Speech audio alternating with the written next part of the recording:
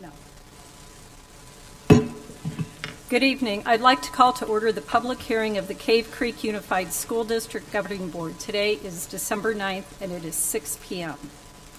Item 1.2, are there any public comments? Okay. Item 1.3, is there a motion to adjourn the public hearing? So moved. Second. All in favor, say aye. Aye. Aye. Okay. The public hearing adjourned at 6 p.m. Fastest meeting we ever had. Item 2.1, I'd like to call to order the business meeting of the Cave Creek Unified School District Governing Board. Today is December 9th, and it is 6:01 p.m. Would everyone please stand for the Pledge of Allegiance?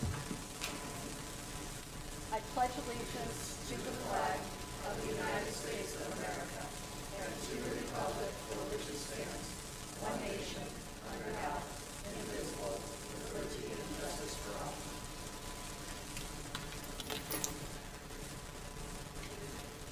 Item 2.3, roll call. All members of the board are present with the exception of Jackie Ulmer.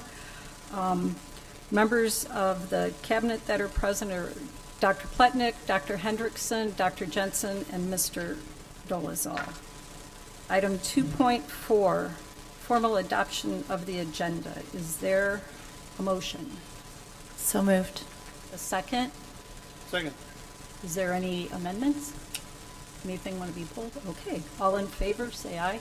Aye. Any opposed? All right. Item 2.5, President's Report. Since last board meeting, I attended the choir and band concert at Cactus Shadows, and kudos to Mrs. Dolezal. She does a phenomenal job. We have some very talented singers and some very talented band people. I also would like to say happy birthday to Mrs. Dolezal because today is her birthday. I would also like to extend a huge thank you to Terry Lundberg, who was the accompanist for the choir for a very long time. And the event at the Fine Arts Center was her final, I guess, performance. And she has been a huge support to our choir, and she will be greatly missed. And that is my report. So, any board comments? I'm just excited to see that all the new winter sports have kicked off. I actually did attend the Sonoran Trails Cross Country Championship yesterday, where our 8th grade girls took first place, our middle school girls took first place as a team. We did have some runners break the course record as well. And then our middle school boys took second place. So that was exciting to see and root for all those runners. And we got to host that on campus at Sonoran Trails. Soccer started, basketball started, so go Falcons. Yeah, lots going on with Falcons. So I too attended the choir and band show. Miss Dolezal yet again put on a spectacular showcase. Kids did fantastic. We've got quite the choir, and they've been very active this year. I think they just got back from the Capitol, if I'm not mistaken. I did miss, but got to give a shout out to our cheer, 18-time state champions. Kind of a big deal. The other thing I want to say is girls basketball. I went to the game last night where they basically blew out St. Mary's. But two really cool takeaways for everybody. One, watching the girls sing the national anthem and have the other team sing with them. They're not the choir, but you know what? It was pretty spectacular. Also, too, we went from kind of almost a non-existent girls basketball program. And I got to say, someone had the courage to make a change in leadership. And we now have 3 teams. So freshman, JV, and varsity. We have open concession stand. Again, I've been involved in that program for quite some time, so it's nice to see we have concession stand, and more importantly, all the fans in the stands. So it's good to see that, change, why sometimes a little challenging, there is light at the end of the tunnel. Also want to acknowledge our swim coach, Mr. Neepsch, hopefully I got that right, and his upcoming retirement. Appreciate, again, the commitment to our team and our sports and our district.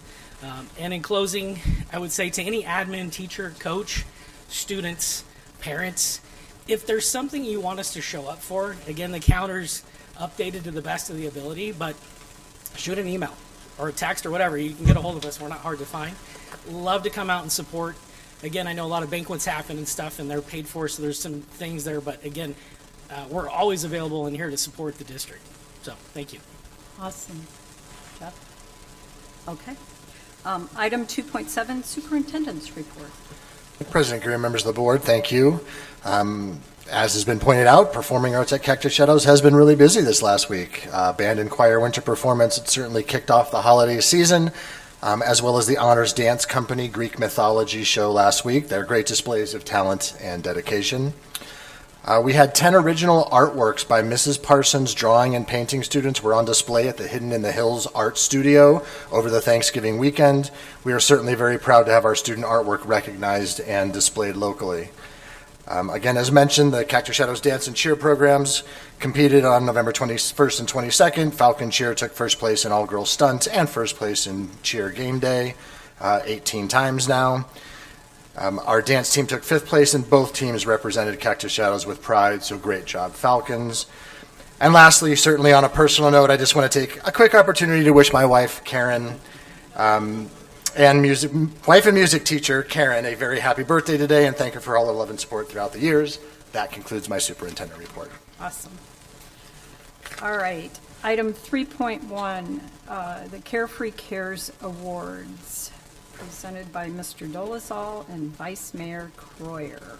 President Greer, members of the board, it is my honor to welcome the supporter of CCUSD and our community, Carefree Vice Mayor Cheryl Croyer. Certainly, Vice Mayor Croyer, thank you for taking time out of your schedule this evening to honor the Carefree Cares Award recipients.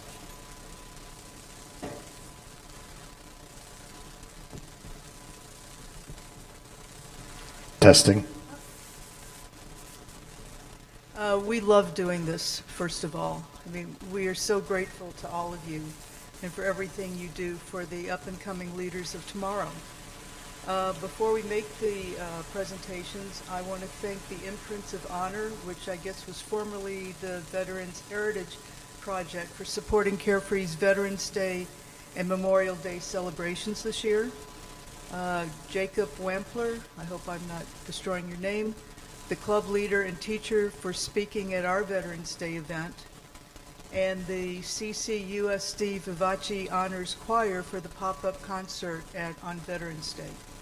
So thank you all, and I love being here. John, unfortunately, is out of town, but he loves coming to this as well, so I'll tell him how great you all look and how much fun this was.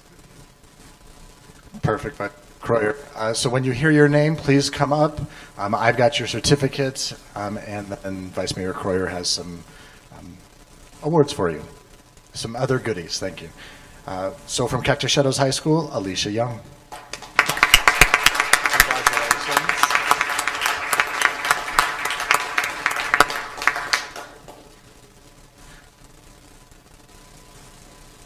And yes, stay up here because we're going to do a picture. From Sonoran Trails Middle School, Philip Zaleski. Congratulations, Philip. Well deserved.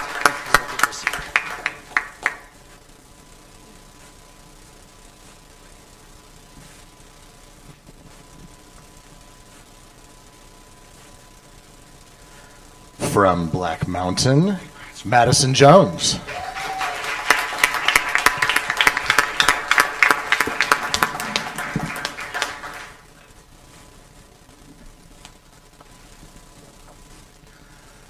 Not able to attend this evening, but we wanted to recognize her, and we'll make sure she gets this. Miss Melinda Lopez from Desert Willow.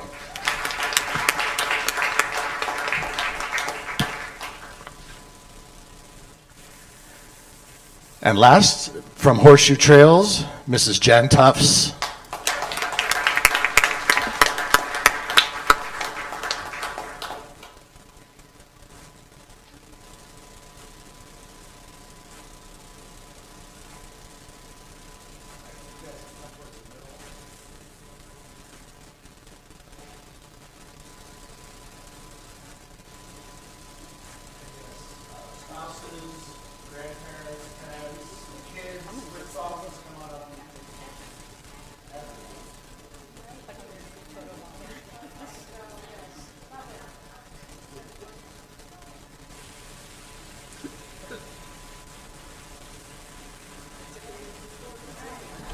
One more time, congratulations to all our awards winners.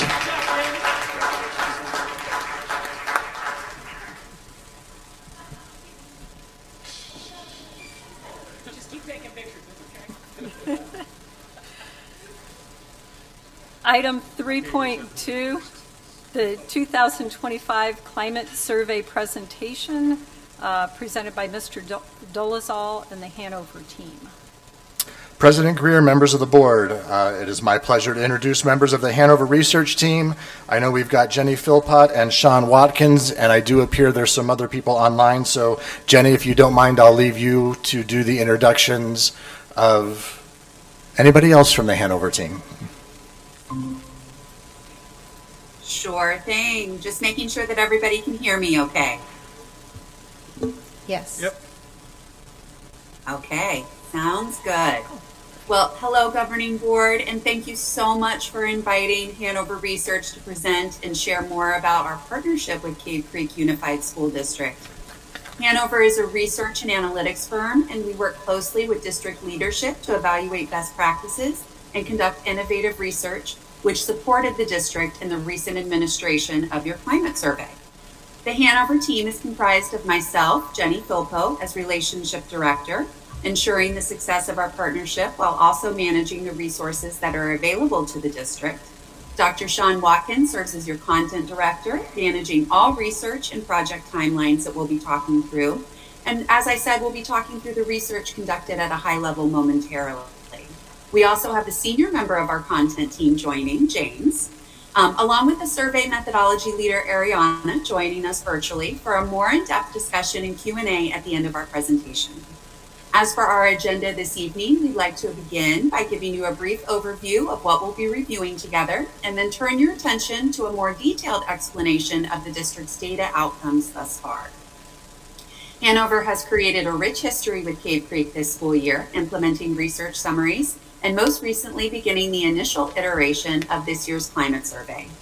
Hanover has designed and analyzed hundreds of climate survey instruments over the years, which affords partnering districts a validated, comprehensive picture of stakeholder perceptions, along with expert analysis and actionable recommendations rather than just the raw survey data. The presented analysis this evening will turn survey results into a decision-making tool that can inform goals, interventions, and resource allocation.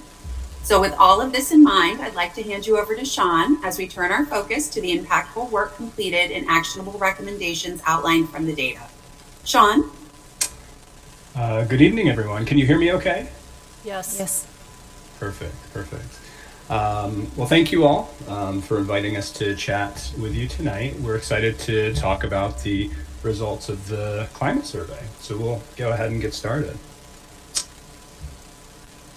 So just as an introduction, of course, creating a safe and secure and nurturing school climate depends on many factors: physical space, student support services, combating bullying, respect to school and student property, among many others.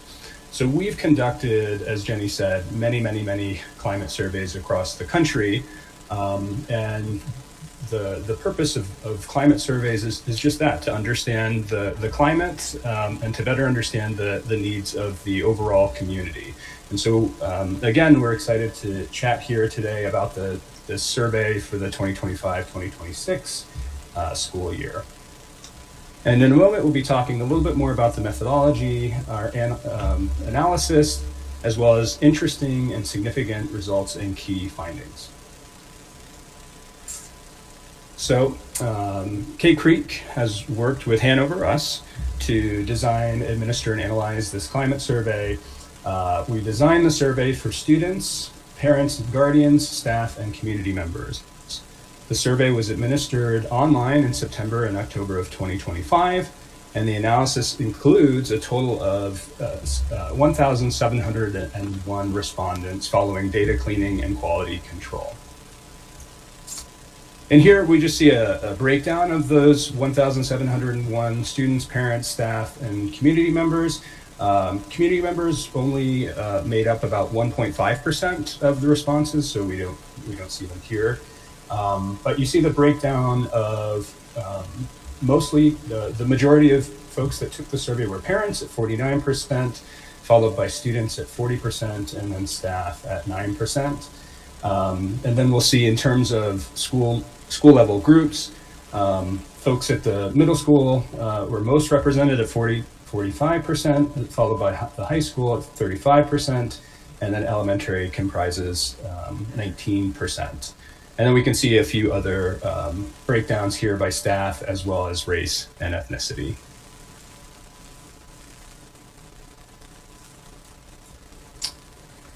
And then in terms of the key findings.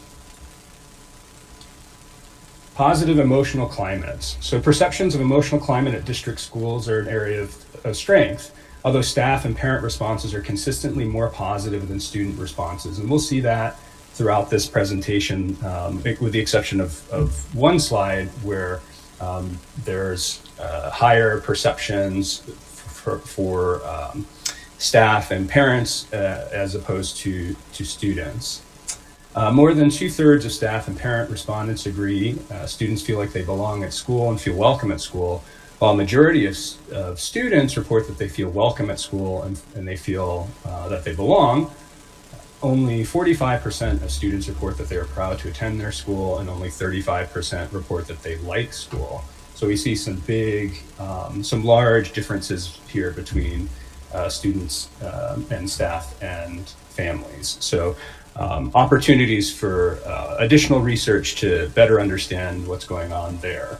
One of the other things I'll mention as we are moving through this, we often see students having lower perceptions of some of these items in a lot of our surveys. So that is something that we see in other districts as well. And then taking a look at physical environment and safety, a majority of respondents agree schools provide a safe space for students, and classroom environments support student learning. However, there's a large gap in perceptions between parents at 68% and staff at 72%, who say their school does not have an issue with violence or theft, versus students at 50%.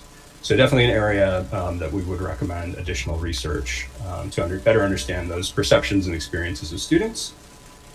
Maintenance of school facilities appears to be a potential growth area, although 71% of all respondents agree their school is well maintained.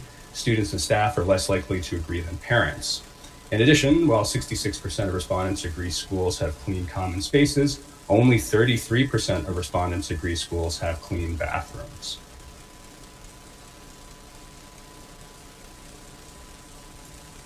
Moving on to academic environment. So an area of strength here, technology resources are a key area of strength for the district, and we'll see some high percentages here around providing enough technology resources, wanting students to succeed, set high expectations for student achievement. And then a majority of respondents agree schools prepare students with technology skills to work hard and to take responsibility for their actions, to engage with local community and for college. And here we see some technology skills here, and then other items below.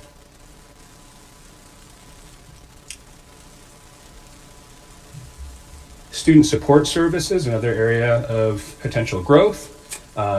Student support services appears to be an area of growth, while a majority of respondents agree schools provide enough support for special education, high achieving students, and English language learners. These results show sharp disparities across respondent groups. So we see that here through these findings.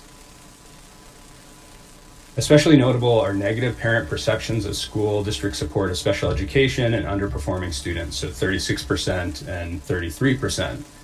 Staff tend to be in closer agreement with parents than students regarding support for these groups at 53% and 42% respectively.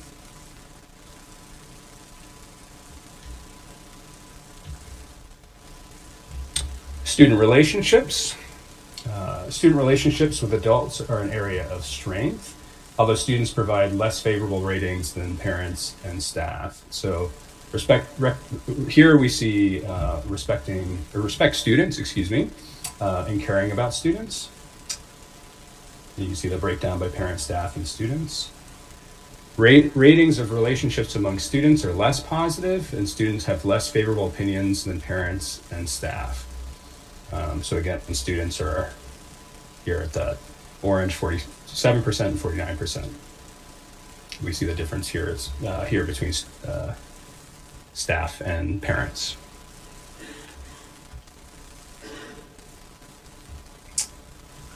Staff relationships and support, an area of strength, with more than 90% of staff respondents indicating that they have positive relationships with other staff members at 91% and students at 96%.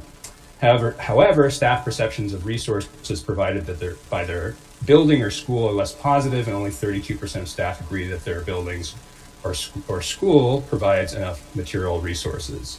So I wanted to again emphasize that these findings here, the 90%, 91%, 96% are really positive. And research shows that the positive relationships are connected to staff engagement and retention. So definitely an area of success there.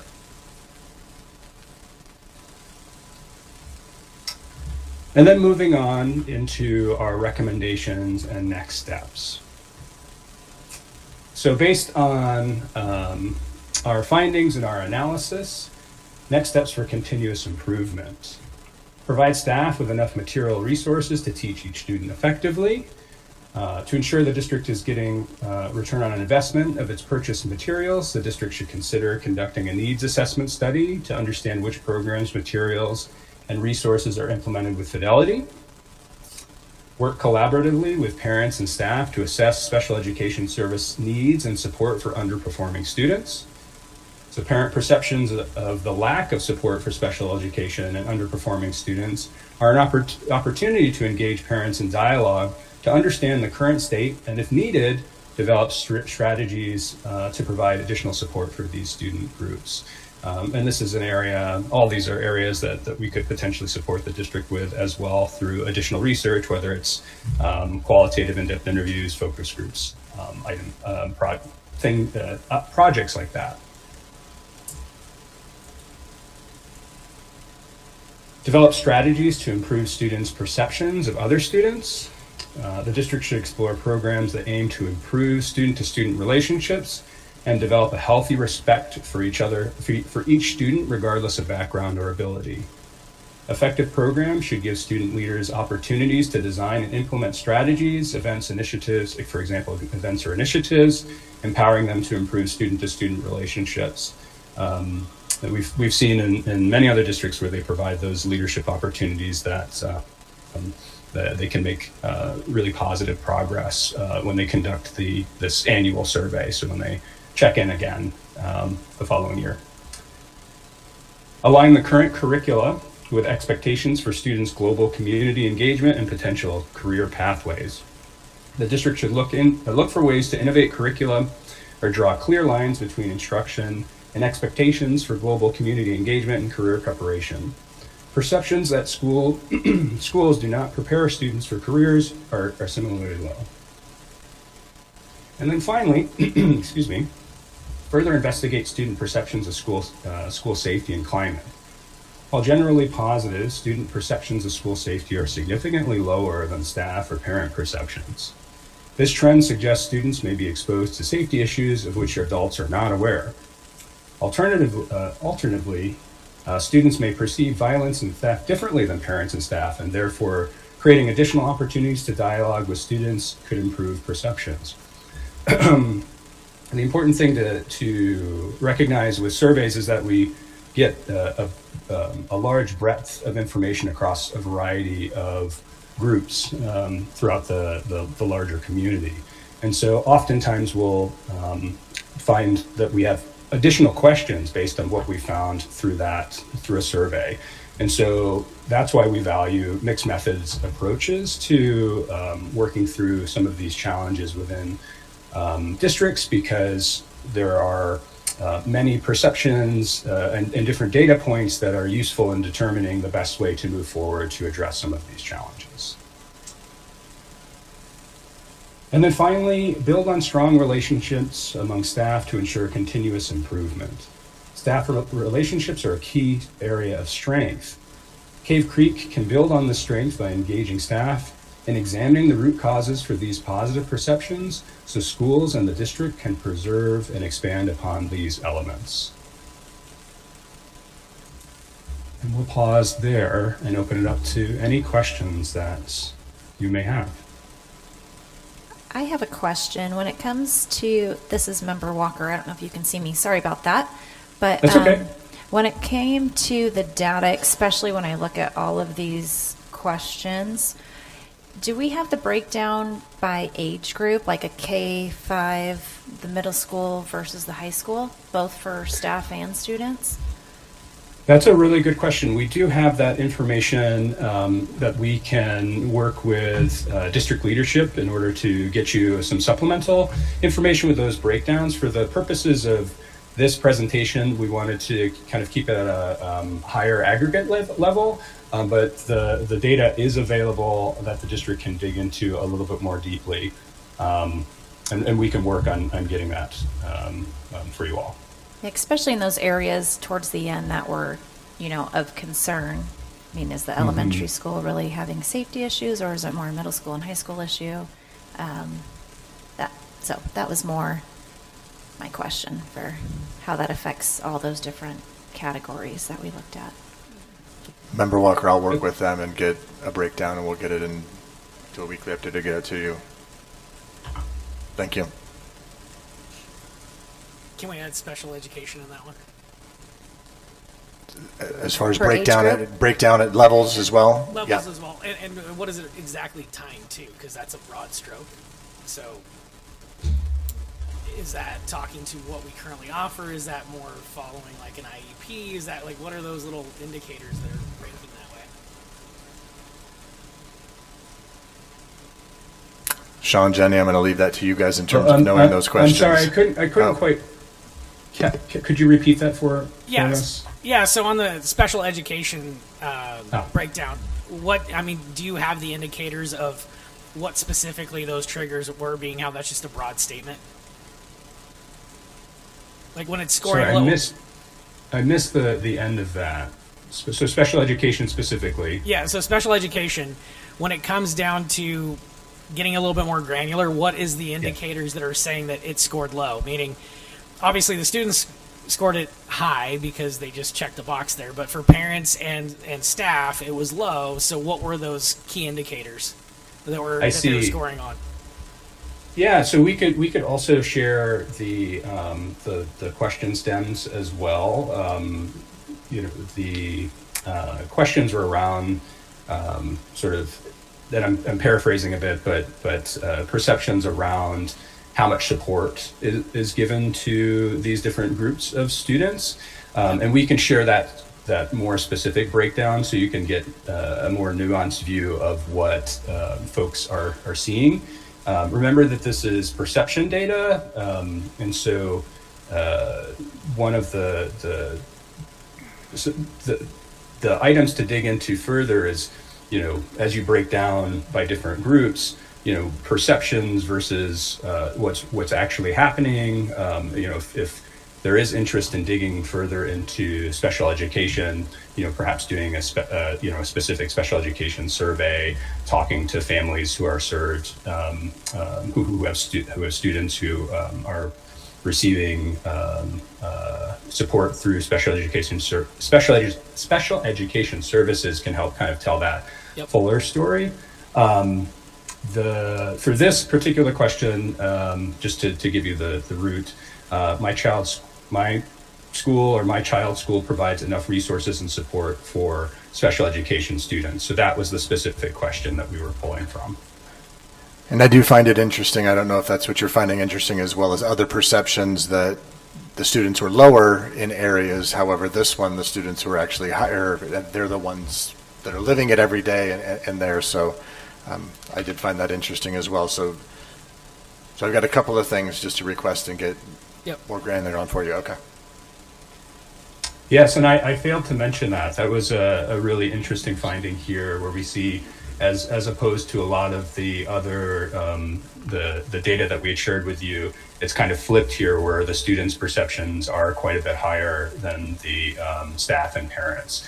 So, which may say that students are on the ground and seeing more in real time what's happening versus sort of perceptions versus families. So it would be certainly interesting to dig into this area more to better understand why folks shared this information. Yeah, because I'd also say that falls to like how well maintained the school is, right? So parents scored it high, teachers and students scored it low. They're in it every day. So what are the nuances that they're picking up versus a parent's experience when they walk in and see the school? I mean, all of those things. To your point is, how do you move the indicator? Well, you got to figure out where the touch-up is. Mm-hmm.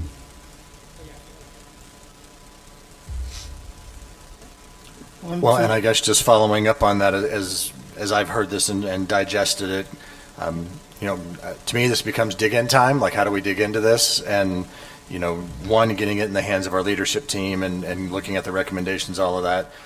Digging in with some more focus groups where it's as opposed to this kind of data questions, it's asking some questions, getting that feedback. I've started with the superintendent cadre, but I think looking at this and how many middle school and high school students, we definitely would want to talk to some more diverse groups and different groups, both from the middle and high school, just to kind of clarify what this perception data says and get into some of those things. Furthermore, just some things I wrote down, professional development and needs assessment surveys for staffs in terms of what that looks like, or a couple other areas that I picked out. This did include elementary level, though, as well, correct? For students? Yeah, okay. So for students, it was sixth grade and above. We did include, obviously, parents of students who were younger. And staff. Okay. And staff as well. Yeah. Do we know how many staff were included in, it says 9%. Do we know how many people that turned out to be?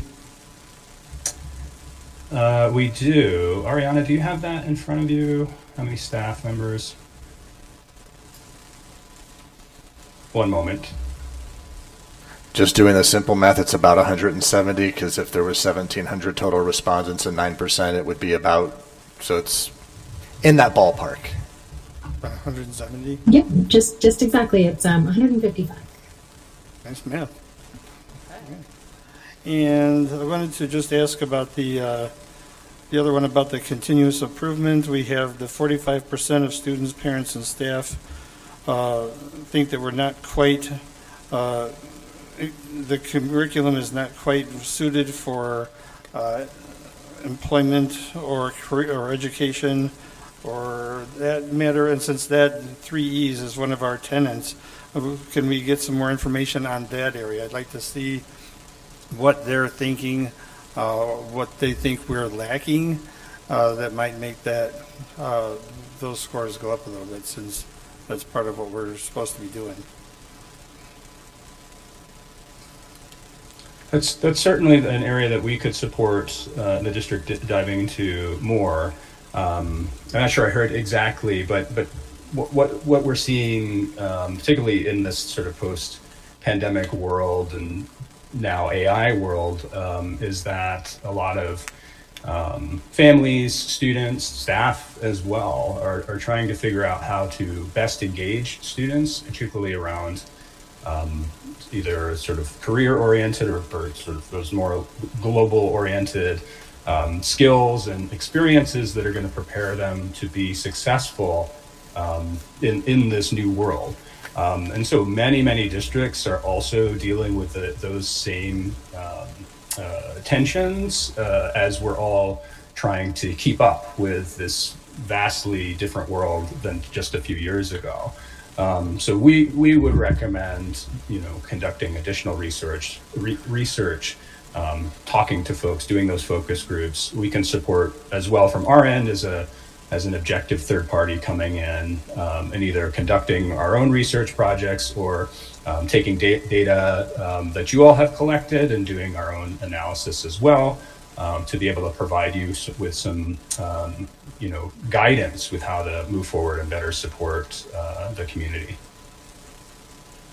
So Superintendent Dolezal, one charge on that is, and I like that, Member Fortney, is I think it merits a little deeper dive in that, because you've got a couple things. A, lack of knowledge that we have EVIT, even though I know for us we're living in the real world of the headlines. There are still parents and students that don't know, short of what CTE offerings we offer on campus. So that breadth, it'd be great to get a survey. Do you even know, and what do you know? Because I think it'll lean into that. And then the other piece too is a little bit of the timing of the survey versus timing some of the things that are going on, and is that creating a misconception that something's going away that's not going away. All of those things play into the numbers. Correct. Well, the timing from this survey, right.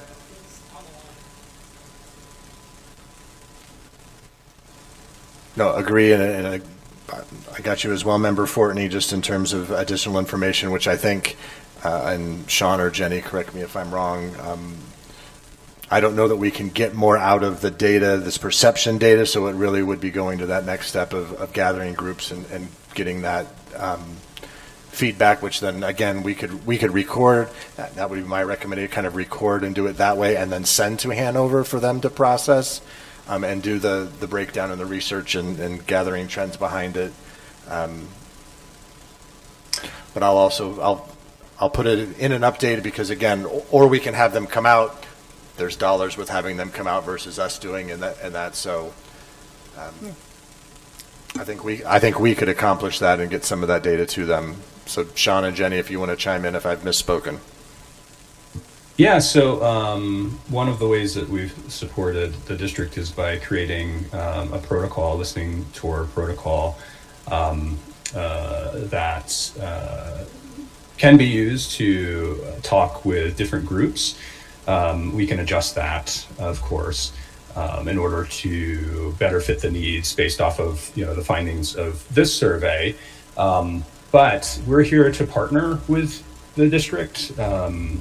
We're able to conduct our own in-depth interviews and or focus groups to get more depth from some of these findings. We can also custom build specific surveys that, if we want to dive into special education, for instance, we can do a survey that's targeted to that group that has much more specific questions around that area of support. We really want to be able to kind of support you in a variety of ways and get you actionable items as quickly as we possibly can. So we've been working with district leaders to find the best way to do the most impactful work as we partner together on the research. So we see it as kind of this partnership where we can both work together, and we can take on some of the analysis of the projects that you all or the conversations that you all are having with groups as well. Is that helpful? Mm-hmm. Yes. You guys have any other questions? You guys kind of covered all of my questions. I guess at this point, my only, sort of question is a deeper dive through either focus groups that we would set up would better define, for instance, what kind of support is the respondent thinking, for the question, does the district provide enough support for English language learners? What exactly, because from respondent to respondent, that could mean different things. And so I assume more details on exactly what that equates to would come out in focus groups.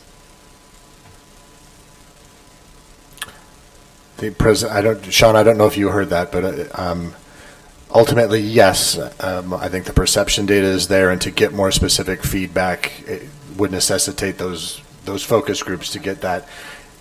So where they're saying there's not enough support in order to actually put a name to, and what does that look like for different respondents, would be in the focus group protocols. Okay.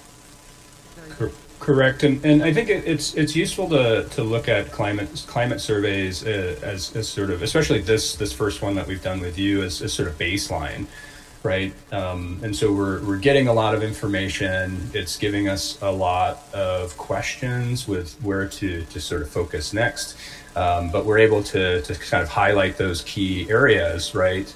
Whether it's through supporting English language learners, whether it's students with special needs, etc. So that kind of fine tunes where we can, narrow our focus for the research, and we would again suggest that we conduct the survey again next year so that you're able to see the changes that you all have implemented based off of these findings. How much success you're having, and you all understand the context of your community and your district. So just because we have more questions doesn't mean that the district hasn't already started, that Cave Creek hasn't already started to address some of these concerns, as well as being able to implement some changes as well as the project is ongoing. So really, I think thinking of this as a ever moving set of projects to ensure that positive changes are happening to address some of these concerns as quickly as possible, as well as having that research component continuing along with those efforts. So that you can always assess those changes and see how successful they are and fine tune as you're moving forward. I have one more question. I know I had asked for a breakdown based on school or age groups for students. For staff, was it just very generic as a staff, or was it per age group or school? Was that breakdown done? Do you know? So we don't include age group, but we do have years of experience in the district. I'm sorry, not of the staff member themselves. I mean of who they're teaching or which campus they're on. Oh, yes. So we do gather that information as well. So we'll be able to break it down by school as well. Okay. Very good. Any other questions? Awesome. Well, thank you. Do you guys have any questions of us? Okay. Well then. No, I thank you for the opportunity for letting us present this information. There's obviously some areas that we'll want to focus on together, but I'm confident that this information is going to be really useful in being able to sort of pinpoint those next steps and improve perceptions throughout this school year. So we're always happy if you all have any additional questions that you think of after the meeting is completed. Feel free to send them our way, and we'll be sure to get you answers as quickly as we can. Awesome. Thank you very much. We appreciate the information, and it was very informative. So thank you very much. Great. Thank you all. Thank you so much. We appreciate your time and hope you have a great rest of your meeting. Thank you. Thank you. Thank you. All right. Bye. Okay. Item 3.3, McPherson and Jacobson Focus Group Report, presented by Jen. Well, President Greer, yes, I would like to welcome Jen Tanner and Don Grouting, and it may just be Jen Tanner this evening. But she is here to share the focus group report information that they broke out for you. Good evening. Thank you, Madam President, members of the board, Superintendent Dozel, and cabinet members. I'm grateful to be back here in Cave Creek. Yes, apologies. Don says his apologies. He already had a trip planned. He's helping in the state of Washington with the search he had already agreed to help with there. As you know, we were here last week, and we met with stakeholder groups to receive input on ideas, and we'll go over those questions with superintendent search and some of the feedback that they had regarding current conditions in Cave Creek, being the celebrations, the challenges, and what they look for in a future superintendent. I want to applaud this board for having that opportunity to hear from your constituents and from your stakeholders. I think I have told you that not all boards choose to do that. And so the fact that with the prior presentation and with allowing us to meet with your stakeholders, it is a true testament that the board cares about what this community thinks, how they're feeling, and you want them to be able to give your superintendent great support too. So I wanted to make sure that I mentioned that. So thank you. I did provide the board with a very detailed summary of the stakeholder groups, and I believe you received that. So tonight I'm just going to go over a summary of kind of the basic things that I wanted to point out as far as similarities and maybe some differences. And then I'll have a current, before the meeting I pulled up numbers on the online survey, so I can supply you with that. And then if you have any questions at the end, feel free to ask. As we gathered feedback across all stakeholder groups, there were several strong common themes that appeared district-wide. That was from everyone from classified to certified staff, secondary, elementary, community group, across the board, even with the board itself. There's a strong pride in Cave Creek's people, culture, and small-town identity. There's a shared belief in academic excellence and strong student opportunities. There's a universal call for stronger communication and greater transparency. Recruitment, retention, and staffing shortages are major concerns across all groups. There is a desire for stable, experienced leadership with long-term commitment. The expectation that the superintendent be visible, community-centered, and approachable, and the need for clear, unified vision that aligns the district. Emotional intelligence identified as an essential key factor for successful leadership, and a strong desire for a leader who can tell, and not only tell, but defend the Cave Creek story. So those were common themes across all groups, which is a very unified message. With those common threads, with the consistency, each group also offered very unique priorities. So I just wanted to give a brief rundown of a little bit of differences that we encountered with each group. For elementary certified, there was trust and transparency are central concerns. There also, this was one that I've never encountered in my searches, which I thought was so interesting, but a great testament to who you have as teachers. It says they're worried about the high school perception. As far as they're worried about when students leave the elementary, losing them to not going to Cave Creek high schools. And I thought that was very interesting that they're not just really interested in the students they have in the here and now, but what happens to those students. And so they want, their message was stronger marketing for high school experience. There's a desire for empathetic and present leadership. For classified staff, the strongest concerns were about pay, workload, and lack of procedural clarity. There's a call for elimination of a good old boy system, in the quotes, need for accountability, fairness, and integrity. For the leadership administration, there was focused on vision, strategic alignment, and enrollment decline were concerns.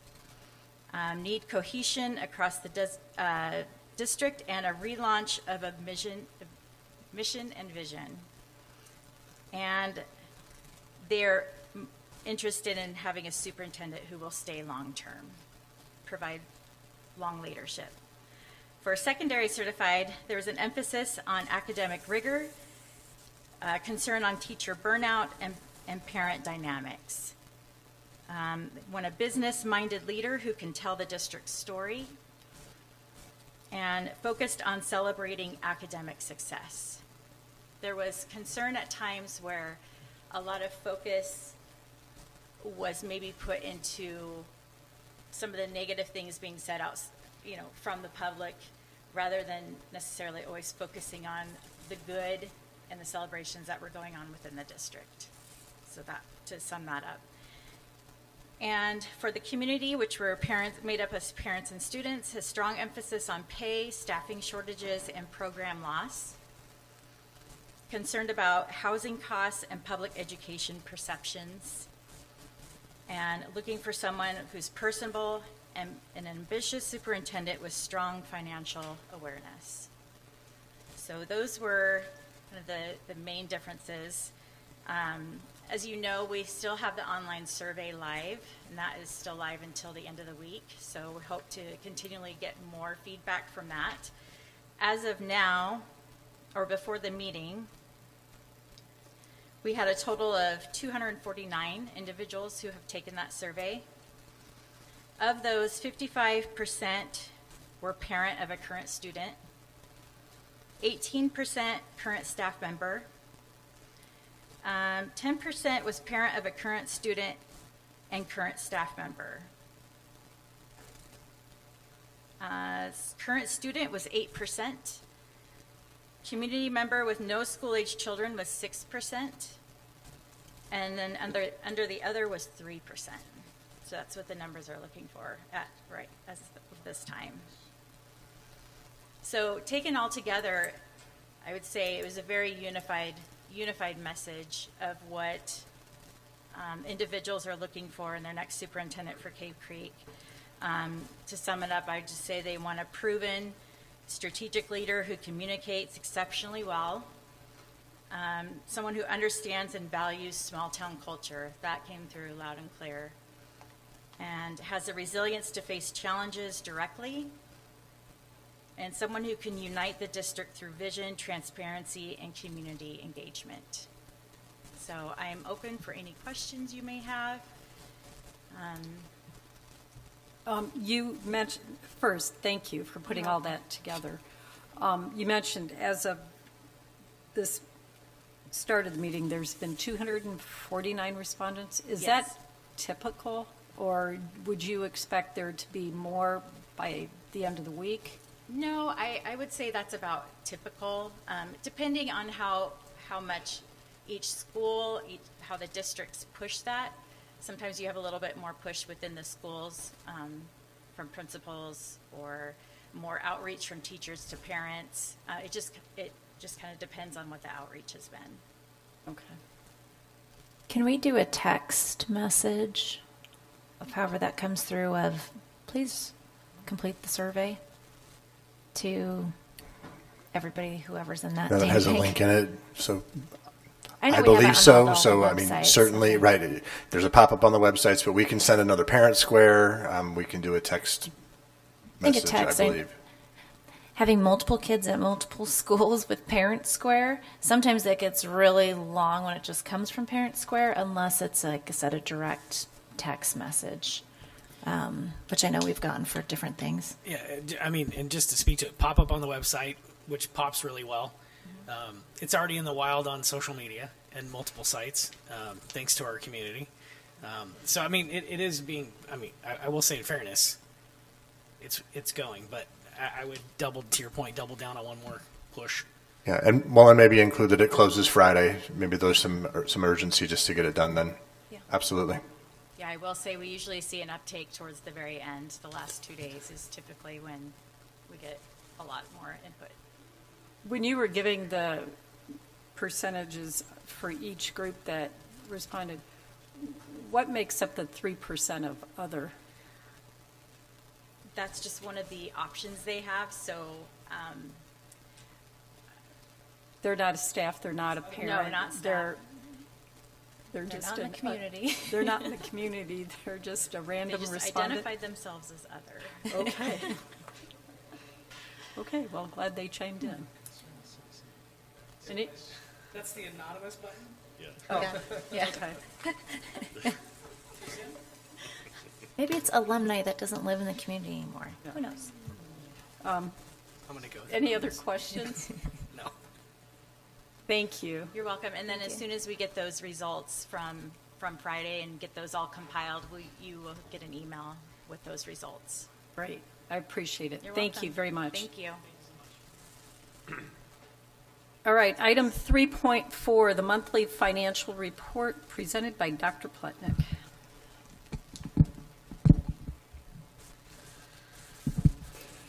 President Greer, members of the governing board. There's one.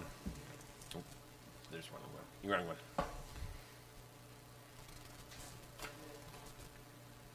I have a few. There we are. Yeah. Thank you, Daniel. This December financial update is going to focus on enrollment. Once again, January, we're going to change pace. We'll have enrollment and some projections for FY27.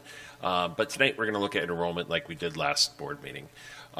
So just going straight to the enrollment reports, if we look at our developmental preschool through fifth grade enrollment, you can see from the last report at the last governing board meeting, we have declined by 2 students overall. If we look at the secondary enrollment, we can see we're at 845 students at Sonoran Trails, which is down 3. At Cactus Shadows, we are at 1228, which is down about 6 students. And on our online school, we are holding steady at 26 students. So if we look at the total enrollment report, current enrollment is 3,422. At the last board report was 3,433. So there was a loss of 11 students in that past month. And we started the school year at 3,450 students. Just as we did last month, we are going to take a look at the withdrawals that have happened. This month, we've had 6 unknown withdrawals where there was no correspondence or reply. 6 have gone to public schools, 3 out of state, 2 to private, and again, 2 to other, 1 to homeschool, 1 online. This month, if you actually look at the report, you can see it appears we had 1 family with multiple students that did move out of the district, which impacted that number quite greatly. So, if you take that family out, we're down to somewhere around, I believe they had 5 students, so 16 withdrawals. Now, enrollments, we did have 10 enrollments. And again, just like last month, we see our top 3 between the private schools, other Arizona public schools, and homeschoolers coming back to us. So we still are seeing that in the current month. And overall, this is just a report of where we lost each one of those students, split pretty evenly between secondary and primary levels, where we did lose 11 at the secondary level, 10 at the primary level, and you can see which schools they are. And with that, do you have any questions? I have one question. Can we go back to where people are going when they withdraw? For the transferring to Union Park Elementary, do we know, because I know that's another Spanish immersion school, are these students that are in our district, or are they ones that may have already been out of district and driving, you know what I mean, to go to an immersion school and then swap? Do we know any of that data? Correct. According to Mrs. Dunlap, they moved. Okay. Good question. Can you go to Academy of Excellence data really quick? Can I go to... Academy of Excellence. Come on. Track with me, buddy. I couldn't hear you. Out of the numbers there, how many of those make up our own students? Our own as in-district students. Dr. Jensen, do you have... Because, I'm assuming in that numbers are EVIT kids. There's some... That number does not include our EVIT. Okay, so it's not, No. that's a straight... No. That's why I want to be clear. These are straight Those are students who are 100%, unique to the AOE. not and, secondary courses, anything like that. Member Moore, I'd have to look at that data, but my gut tells me most of them do live in our district, and they were at one of our schools, and then for whatever reason they needed to go online for a period of time or forever, and that's what they've chosen. But typically these are, are- that's what I'm saying. This is a fair comparison of people that are truly online, not Correct. bridging. It's not a part-time online, Yep, yes. perfect. Okay. All right. Any other questions?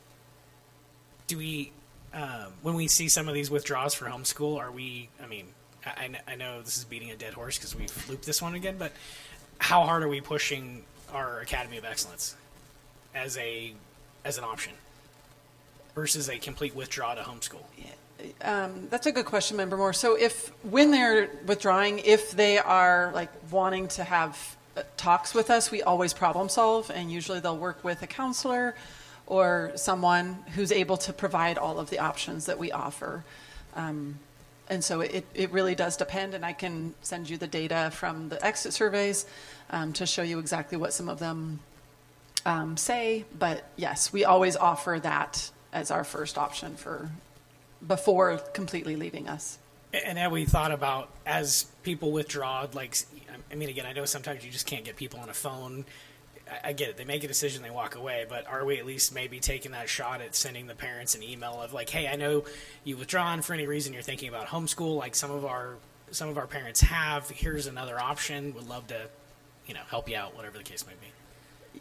Yes, absolutely. I don't know that is necessarily quite as marketed in that way. It's more of, hey, talk to us about what we can do better, give us your feedback. And so that would be something that I'll look into, exactly how that email looks, and then see if we can kind of make it more appealing for them to want to come to our AOE and have one foot in the door at least. Yeah, I'm just saying maybe that's the secondary, is do what you currently have as process, and then 2 weeks, 3 weeks after, drop them that secondary email that just says, hey. Absolutely. What is auto transfer? Is that because they leave the country? It's an Auto transfer could also be that we received paperwork from another school, and it would be just sent to that school. Withdrawals could also be due to a 10-day drop, meaning the student hasn't appeared for 10 days, and then what happens at that point is we have to withdraw them out of the system. Okay. Like that one MS one says withdrew due to attendance. I'm guessing that's that case. Mm-hmm. They didn't show it. There is that one that says the LTS.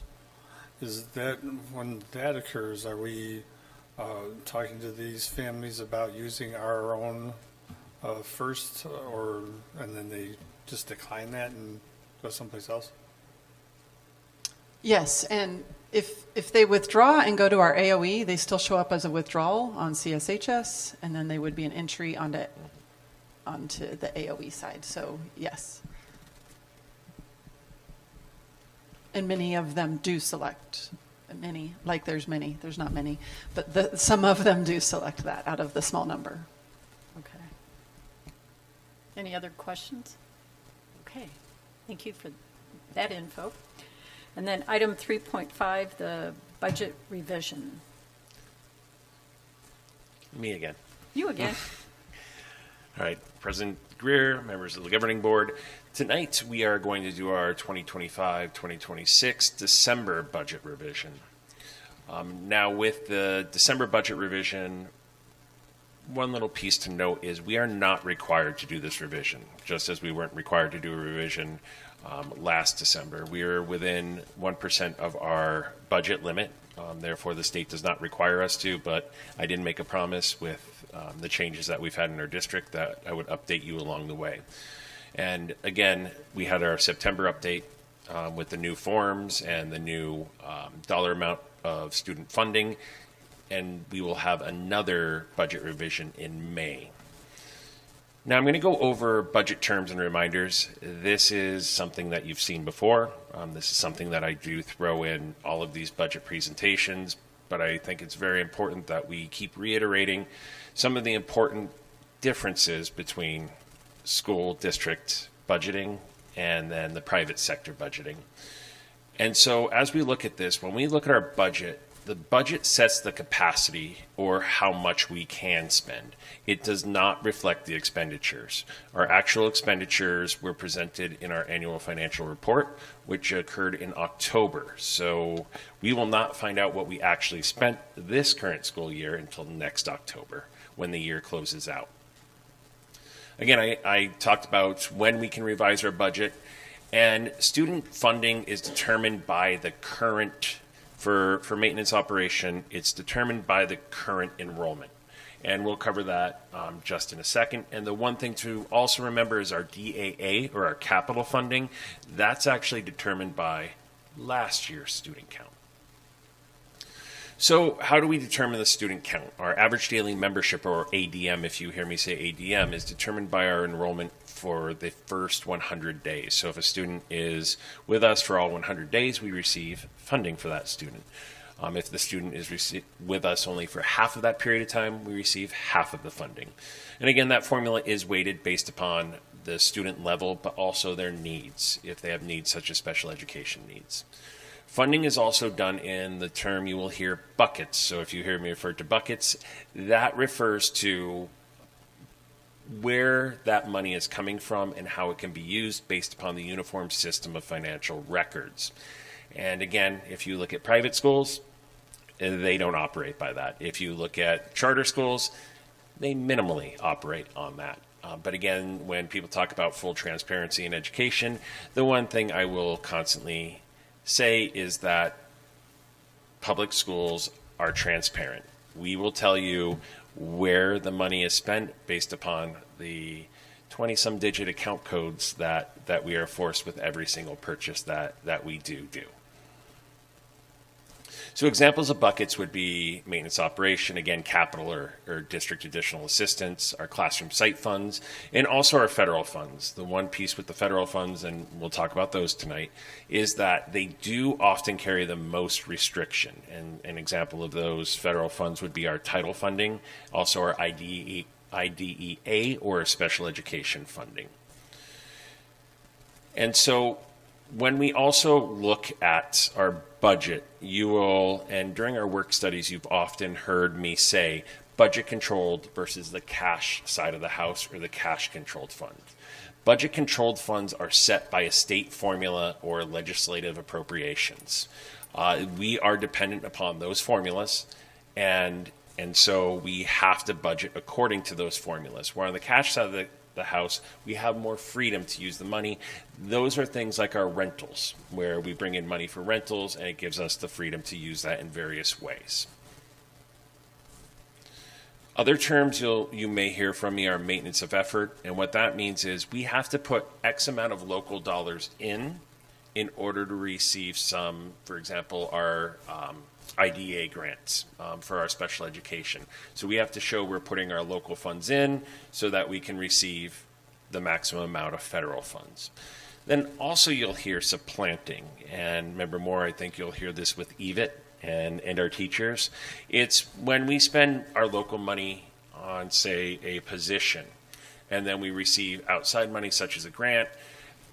There's restrictions on how we move that person, if we can move them from our local funds into that grant, or from that grant to our local funds. If we do shift that, if we're allowed to shift them back. So that's really what the word supplanting is. And again, you'll often hear that, and especially like in our EVIT positions where we paid for them for so many years with our local funding, we can't shift them to those CTE grants.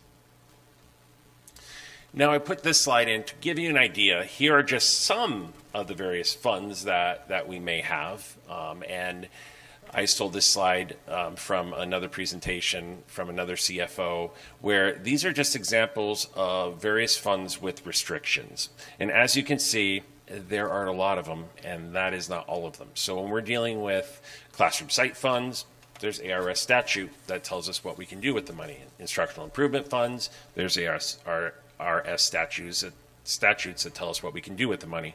So when you often hear people going, why do they spend money on that? We have great need here, but they decided to spend money on something else. It's because, as you can see, ARS statute may say we can only spend money in that certain area. Or in the case of a grant, It has very specific reasons, and we can't go outside of those reasons. So that's kind of hard to understand when you're looking at private sector, money in, money out with the cash flow versus the educational world. No other pieces this year. Remember, budget forms are updated. Budget forms are different. So comparing this year to last year's apples to oranges in respect to this year includes carry forward. So in years past, it made us budget every single dollar that we were expecting to have. This year, we can say, nope, we're going to budget this much, and we're going to keep this much in the savings account or carry forward for next year. And then final ADM adjustments happened from ADE this summer. So you will see slight changes based upon, they go back in and calculate the 100-day count again. Also, our October AFR was filed, which will impact this budget revision.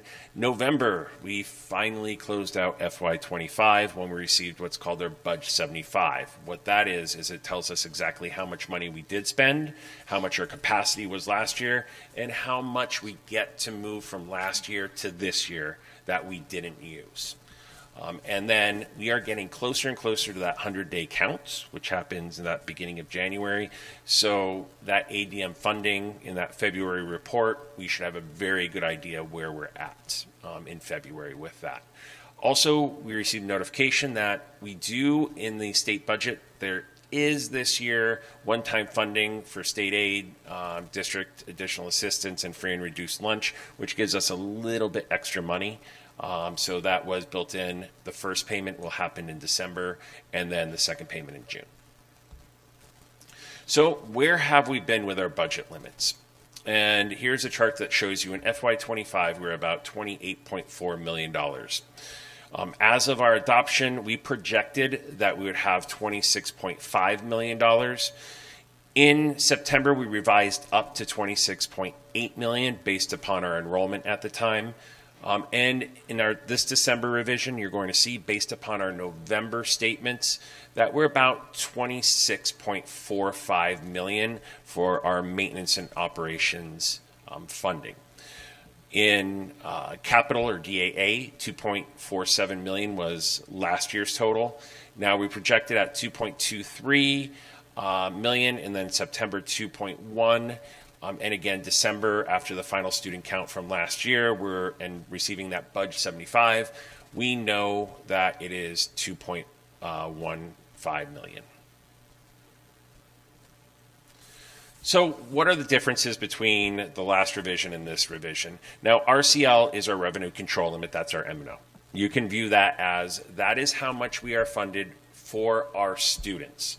So when you look at it, and I talk about weighted student count, this is what I'm referring to. So if we just decided as a district we were going to only spend the money we received for student count, this is how much we would be spending.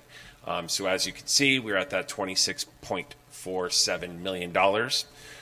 We did move over the $1.23 million from capital to M&O this year.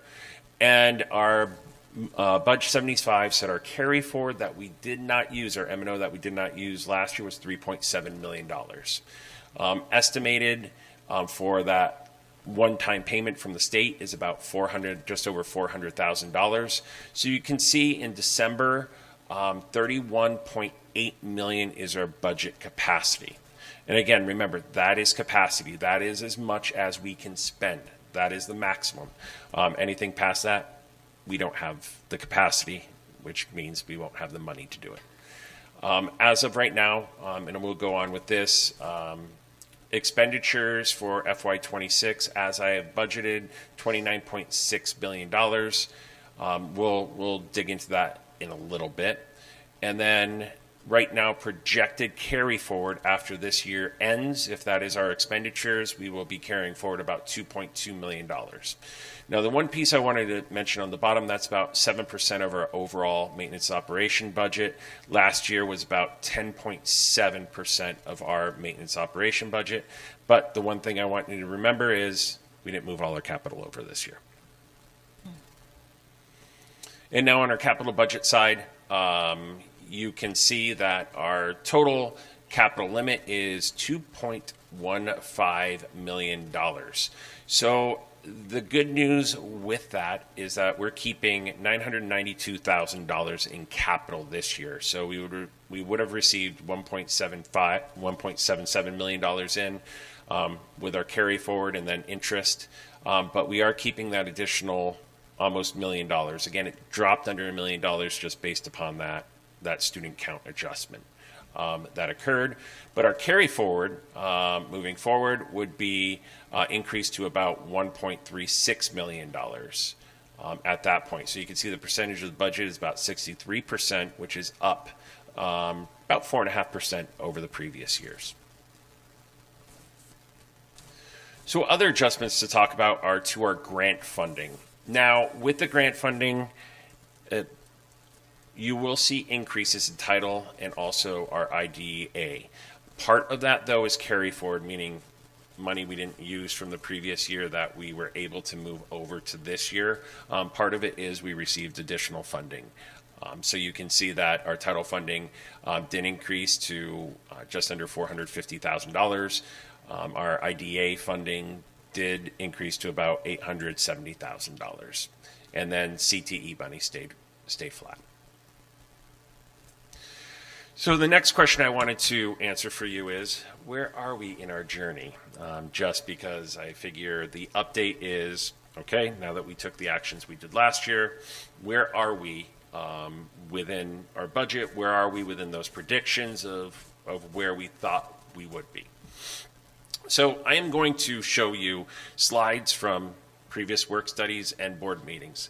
This whole transparency word that we do here, I was not going to manipulate any slides. You will see actual slides that were presented at the time without changes, just so we can see that this is what we did state in the past, this is where we are, and you can make your judgment from that point. So this is the first slide, if you remember this lovely chart way back quite a few months ago, that projected where we would be with our revenue control limit, or M&O, based upon our student count.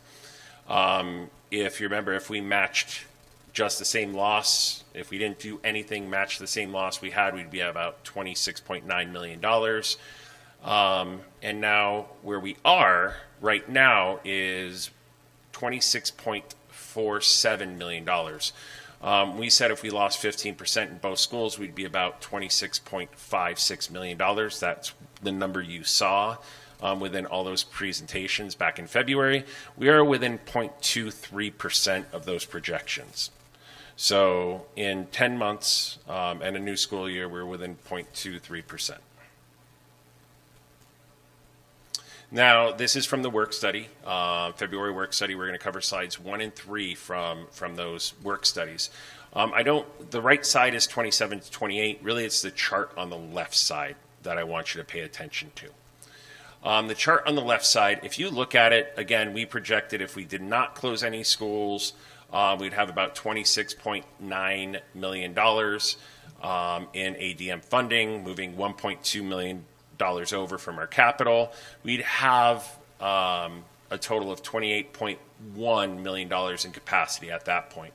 We projected back in February that we'd have $3.7 million in carry forward and a total capacity of almost $9 million. If we matched the same expenses, if we took no action, it would be again from our AFR, almost $9 million, which would mean at the end of this year, we would have about $1 million in carry forward. I will show you how close we are with all of those numbers here in a second. And so moving forward, we said if we would be closing schools on the left side, this is kind of the numbers we should expect. And you are going to see these numbers again in a second. So let's compare those numbers that you just saw from the actual slides from February. If you look at it, we projected, just like I stated before, about $1 million in carry forward. As of right now, and I'm not taking in consideration that $400,000 of one-time funding in this number because I want to compare apples to apples. I did not do that back in February. And the other piece is we also have to look at the current expenses. And currently, what we have that we have spent, or we have what's called encumbered to be spent, meaning we have it set aside, earmarked like salaries, is about $28 million right now. I budgeted 29.6. We're at 28. We're hoping we don't approach that 29.6, but we're at 28 right now. So if you look at it, even if we do reach that $29.6 million with our current situation, you see we have total capacity of $31.4 million, and that means we would have carry forward in our M&O of $1.8 million. So we've increased that carry forward by over $800,000 at this point. So looking at the closure information to where we are now. Again, you can see 26.5 million is where we projected. We're at 26.47 million. Carry forward that we projected was awfully close, 1.2 million, and we carried over from capital to M&O 1.2 million. And then if you look at what we projected for our carry forward from fiscal year 25 was 3.7 million, we carried forward 3.7 million from that fiscal year. So you can see back in February, we stated it would be $31.5 million about. That would be our capacity. We're at $31.4 million. So the key piece here next is the expenditures. The difference between that 3.2 and that $1.8 million is that expenditures. The closer we keep it to what we said of that $28 million back in February, the closer we get to that $3.2 million in carry forward, if that makes sense. I'm going to stop here for any questions on those pieces. You did a very good job in projecting. Thank you. All right. Now we're moving to our capital and what we projected to where we're at. If we took no action, we moved the $2 million over again, we would have about $300,000 left over at the end of this year. We made changes. So what we're looking at is instead of $300,000, we will have about $1.2 million to carry forward at the end of this year. So that's increasing that capital side. Again, we're projecting $793,000, almost $94,000 in capital expenditures. Right now we're at about $745,000, but again, we have half a year to go, so we'll see what surprises we have in store with some of our aging facilities. Stop it. All right, so in conclusion, what we're looking at is our revenue control limit is projected within 0.23 of our budget that we stated way back in February. So we're trending in the direction we thought we would be trending. M&O carry forward is greater than the projected no action back in February. So that carry forward is a positive for us. We must continue to contain our costs. The issue is, in the current economic conditions, as you go to the grocery store, everything's more expensive right now. Energy costs are increasing. But we also have to pay attention to our salaries and benefits. If we don't look at our contracted or retired teachers, that equates to about 69% of our budget. If we throw those retired teachers in, as well as our contracted teachers in, we're well over 70%, 73% of our overall budget is just for salary and benefits. The other piece is our capital carry forward is increased, but I will say it is going to be essential for us to pay attention to our FY25 projections and what we're budgeting. FY27. You said 25. Oh, FY27. I said 25. My apologies. FY27, as you saw up there. And here's the timeline I often give you. The nice thing is we are wrapped up with December. We got our budget 75 in. So the next thing is our May budget revision that you're going to see coming up. And then in June is our budget proposal and our budget adoptions coming up. So believe it or not, that is right around the corner. So any questions with the revision? So obviously within margin, what are the outliers? I mean, obviously you brought up a good point about expense control. Obviously benefits. I mean, I can tell you in the private sector, I've seen it go up north of 36%. So what are the, again, we mitigated what I would call bleed. How are we trending out? Are we trending out? Where are we at as we kind of head into 27? You've been on the button on projections, so if you've got the crystal ball in front of you right now, what are the problematic things that we face? You brought up, obviously, maintenance. Well, what are the things that we got to really pay attention to? I think moving forward, there's two sides to that. What do we have to pay attention to for the remainder of this school year, and what do we have to do in working towards FY27? Because we never want to work in 1 year. We want to project out 2 or 3 years, as we talked about, last school year about the cliffs and avoiding that cliff. And we see a couple school districts tonight that are talking about some cliffs they're on, in neighboring school districts. Correct. And so looking at it this year is, again, between what we've spent and what we have encumbered is about $28 million. The fiscal responsible side of me says we need to do everything we can to keep that number as close to $28 million as we possibly can. I think that means looking at our current positions, what's open, what can we close, what don't we need moving forward, because if we look at a drop in enrollment next year, expanding positions would not be a wise piece. If we look out projecting, we're still declining enrollment. There's no community that's moving in here that we're going to see expanding enrollment. What we would look at is retention, retaining who we have, or potentially bringing back students to Cave Creek, and that could be a position again which we move into. So I think it's paying attention to just what we're spending our money on for the rest of the year, but also staffing moving forward into next year. Yeah, and I'm assuming there's some adjustments based on the closures, making some of the adjustments, moving obviously students around. I mean, when we look at enrollment, you move 6th grade around, and that did deplete certain schools, and then that also created more challenges for the middle school. So have you guys kind of gotten your arms around what that looks like going into the new year? Yeah, I think the way we worked everything, and Superintendent Jolzal will say, is soft of a landing as we could potentially provide in respect to. We wanted to make sure that when we looked at our staffing numbers, that if we were slightly overstaffed this year and so forth, that we made those adjustments, especially knowing that we had movement of 6th grade moving out, now it's preschool through 5th grade at our elementaries.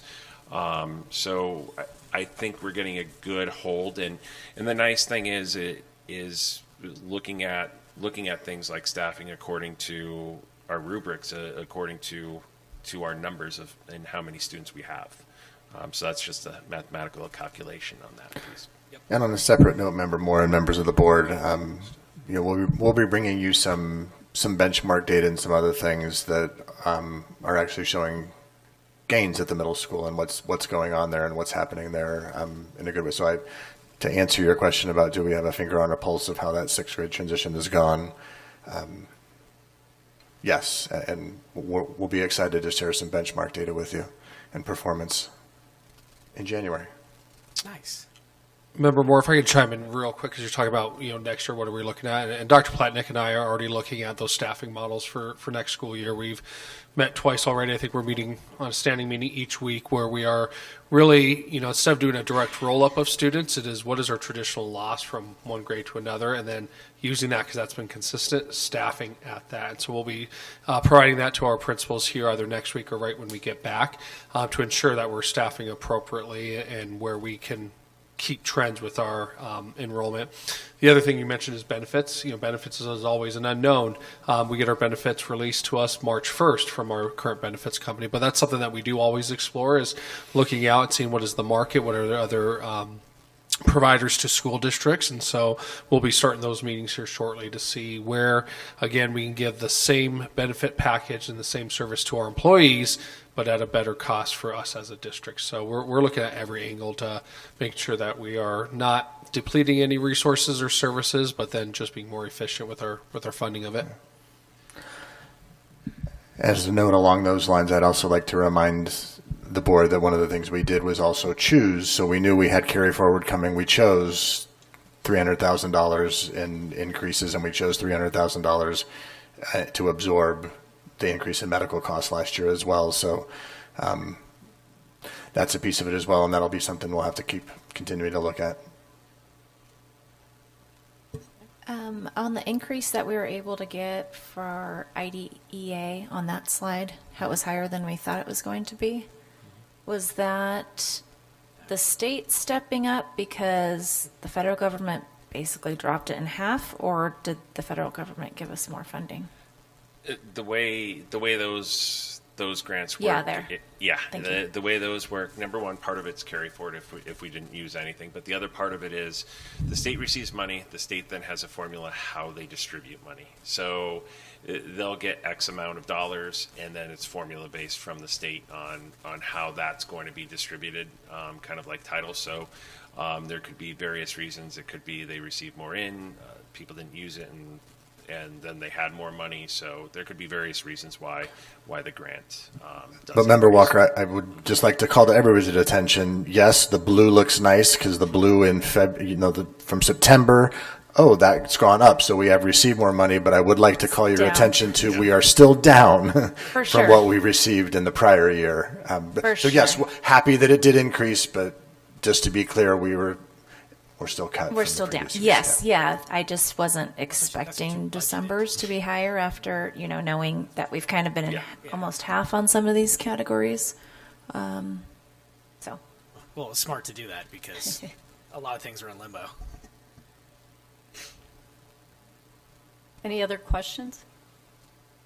Do we, and I think you had this in the beginning, but I'm just curious, do we have kind of like, I know we do the schools kind of enrollment, but do we break it down by each particular grade in a longer run so we kind of see where the dip is? Mm-hmm. Yeah, and that's information that Dr. Hendrickson and I go when we're looking at our projections. I'm tracking cohort. I'm looking at our projections in different ways, and one of the ways is tracking that cohort group through time. So.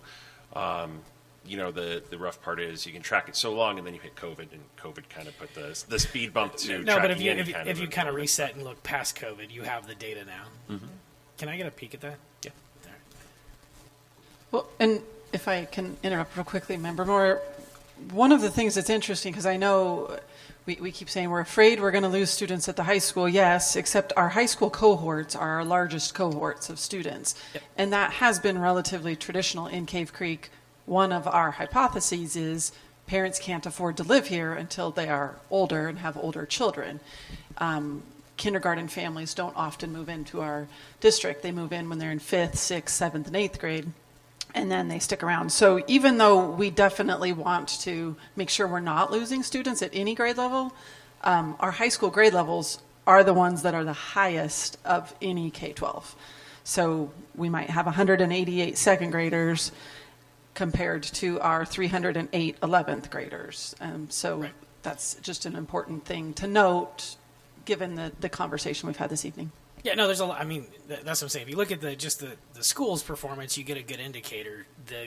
The grade is kind of that next piece that unlocks where can we do some work, and that's the part that. Well, and I think what I'm saying is I think some of that is just the demographics of the families who live here. And then again, along the lines, we'll make sure that gets sent out to all the board members. But looking back historically, staffing has always been done on a straight rollover. And so now looking at this, I think that's a piece, as Dr. Plotnick mentioned earlier, we really need to get right our FY27 projections. So really looking at it a different way, where Dr. Plotnick has broken down the different cohorts and what's the traditional loss and kind of all of that goes from grade to grade, and really staffing along those lines. Yeah, well, and we're also showing, I mean, in fairness to the numbers, we're showing that we can pull from other districts. So the question becomes, if we track that more granular, you can get key indicators that tell you, okay, this is where we can either A, focus marketing, B, we can tighten our messaging, C, we can influence, whatever the case may be. That's important. Instead of just getting, again, I know I pull enrollment all the time and you think I'm trying to be Debbie Downer. I'm actually just trying to get the trend data so I can figure out, like, what is that map? Because there's some key things that, again, to your point, we can say that it's our demographic up here, but we can control by pulling other demographic because we have an offering. Any other questions? Okay, item 3.6, field rental rates, and you're up again, Dr. Pletnick. One more time. All right, President, Career Governing Board members, what we're going to talk about is the facility usage and potential moving forward of rates. Now, we're looking at finishing the football field totally with the water cannon system this month in December. This has been kind of going between October, November, December. We were trying to coordinate with 3 different contractors that we need to complete this work, and doing it in between football in the playoffs, are they in now, and then soccer season now. So it's been trying to get this done without putting too much wear and tear on the field before we can do the 100% complete maintenance on it. Yep. Now, annual payments, the first payment was made on the football field, and it was just over $173,000. So that is going to occur for 4 more years after this. There are some adjustments that will be made to that payment. We did come in under budget. There will be a slight adjustment to that payment, but I'm still expecting it to be right around that $170,000 mark. Now, the life expectancy is 10 to 12 years with proper maintenance. What that means is for the first 5 years, we're paying off this field. After that, we then have 5 to 7 years at max to pay for another field. And at that point, if you think it's $750,000 now, and in another 10 years, who knows what dollar amount that field will be. So the key thing, though, is even in this first 5 years of payment, we are using an account that's to help make these payments for the first couple of years. But we're going to have to get our revenue stream right, because we have a $175,000 payment that we're going to be making each and every year. And so if you don't want to take it out of the capital budget or the M&O capital, we are going to have to figure out how these revenue streams are working. That includes, again, just straightening out anything with booster relations. I know we've worked very hard over the past few years with some of our banners and getting some of those funds in. But again, we have to figure out, if you don't want to use our M&O and capital budgets, how are we going to begin creating the revenue stream to pay for this field. Now, with additional use also comes more frequent maintenance, so we do have to remember that. So typical use, there's 2 systems that have to be used on it. Maybe one is every other week, one is every week. So Mr. Santina has to get his staff to do it twice a week, once a week for the other. So that piece has to be figured out as our rentals come in and how much labor is required on that. And also the other thing to think about is the other expenses that go along with it, such as that water cannon system that we are putting in. That is an amount we paid on top of the $170,000 per year over the next 5 years. So fees by class. When we looked at fees, we looked at usage. What are the average usage? During the work study, I talked about the typical hours that the field is used for rental, typical hours the field is used for our own sports. And then we looked at neighboring districts, and I looked specifically at districts that share a border. So looking at Deer Valley, looking at PV and Scottsdale, if there's a little bit of that border, to look at that. The surrounding areas past that, you're talking over a 25-minute drive to get to, maybe even a 30-minute drive to get to. So I thought a good comparison would be within that mileage. You can see the change in rates. The one thing I do want to make note, as the class gets higher, class 2, class 3, class 4, it's actually a higher percentage of increase with the classes. So class 3 has a greater increase, class 4 has an even greater increase than class 2. Now, with that, all fees have increased on this. The closest comparison is, and you'll see a comparison chart here, is Paradise Valley. And we're pretty much spot on with Paradise Valley's rates. We are underneath Deer Valley rates. So our two neighbors, we are underneath Paradise Valley, we're with Paradise Valley, we're under Deer Valley with our two neighbors. Again, there was an increase as every class increased, which I just explained. And then we also have upcoming our annual review of our fees, which happens in the spring. So that would be all rental fees and facility usage for next school year, and that will be coming up. We're actually hoping to do it a little bit earlier, maybe March this year, to get that set. So as we look, and you can see where I took these rates from, which is their facilities websites, but you can see we do track right along with Paradise Valley. We're dollar for dollar in some instances. We're just slightly above or below. And again, the above or below, I did a steady increase in percentage. So if the increase I did for daytime, I did the same percentage for nighttime. And that's how we received those numbers. And so with that, so I'll bring that back up. Any questions? Can you just briefly go over what the different classes are again? Yeah, absolutely. And I knew that would be asked, and I probably should have done that beforehand. Class 1, there's actually 4 classes. Class 1 is our internal groups. So class 1 would be CCA, it would be any student group, it would be our boosters, PTOs, where if they're doing an event for our schools, there's no charge on that.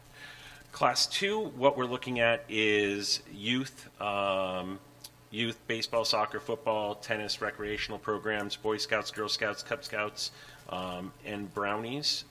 So that would be Class 2. Or also, it would be athletic tournaments operated by staff members, but a participation fee is charged for that.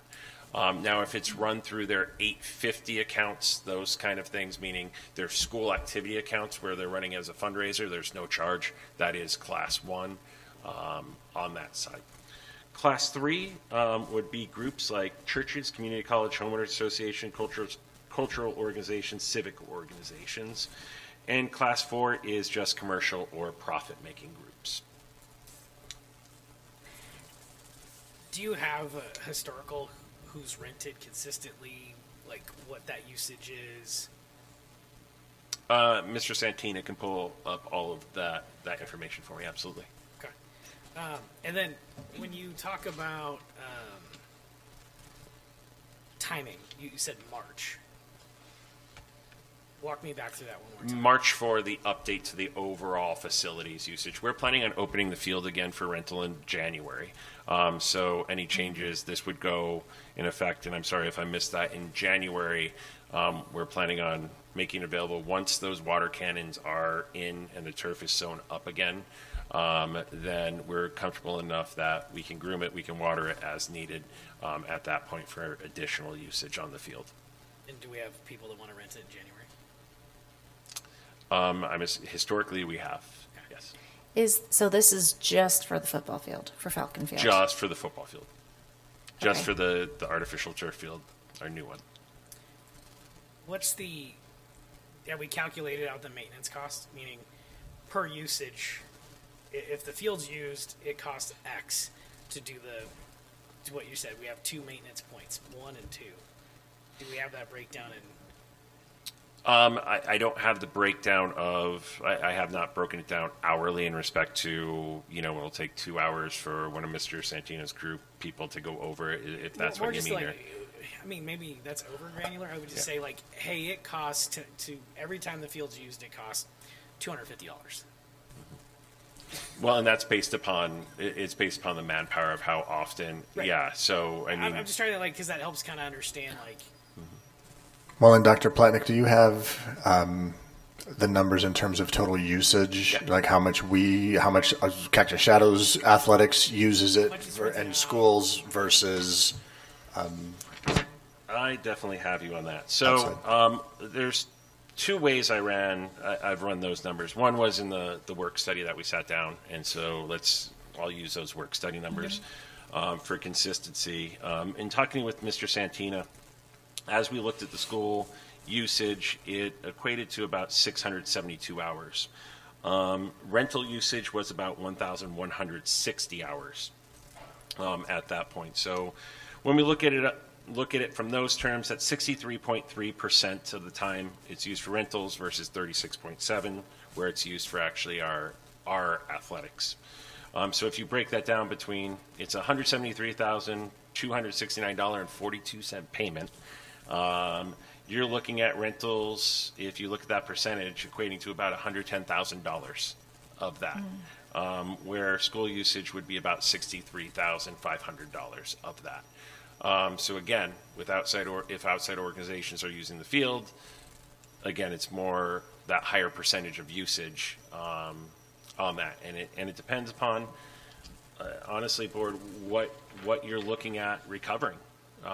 Knowing we're having to make these payments, knowing that we want to work and be partners with our community, but we also have $175,000 we have to pay each year. And do you want to take that out of capital and M&O? Do we want to take that out of civic center funds from rentals?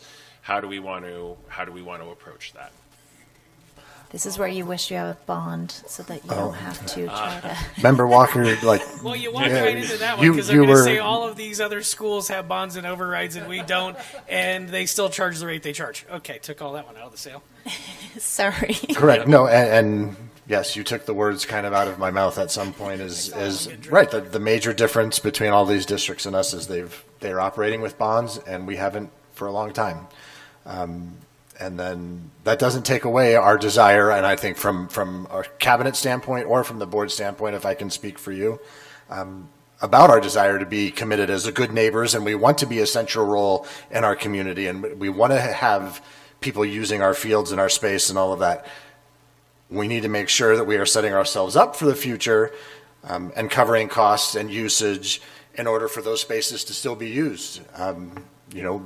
Right now for our students, and then the students that are the future Falcon football or soccer players or lacrosse. I mean, everybody who wants to use that. So that's the balance, and I think Dr. Plutnick put it very well in terms of where does that sit. And again, for I think a long time, we've been underpriced, and again, I think that's contributed to where we sit now with capital dollars, with all of those things. So. Well, and I think it also, it just speaks to what are we going to, and not thinking short term, but long term. What are we going to do in 10 years? What if we hit next year and we needed to replace this football field no matter what, and we didn't get, the deal we had on this football field? Hitting year 5 and not having a plan on how to move forward and pay for the next field, that is what's concerning to me. Taking short-term looks at needs versus long-term. Again, we have 5 years to pay this off, and then another 5 years to save up for another field. Yeah. Agree on all of that. The missing link to the conversation is that we move rapid to get to a decision that doesn't equate to planning, meaning there's I gotchas. So we can go say yes to this tonight, and then what happens when we have fallout? We don't have the rental capacity that we were demanding because we forced. Again, it's a balancing act. I'm not saying right, wrong, or indifferent, but I was saying we got to bring the stakeholders. And my follow-up question is: have you met with the people that have been consistent renters of the field? Have you had conversations? Yes, I know some of them are already pushing back, but where's that? We've got to do a good job at finding common ground. And it could be, for certain ones, that's fine, it's this, but maybe it's a walk-up to it. Because coming out of the gate strong and saying, hey, here we are, we went from this to this, yeah, I mean, we can say, yes, we got to pay for a field, and I understand that. but we also we got to play the balancing game. And Member Moore, I'm gonna go with this district in respect to what I've learned since coming back to this district and looking at some items. We have been a very good steward to our community throughout time. If you look there is a shed in the back of our transportation lot that there's no lease on, there's no rental fee on, that a community group uses at no cost. We have baseball fields that are on fields for horseshoe trails that back in the day my wife used to teach PE on, with improvements, and which there's those pieces as well. But again, contract leases signed to that for long-term use.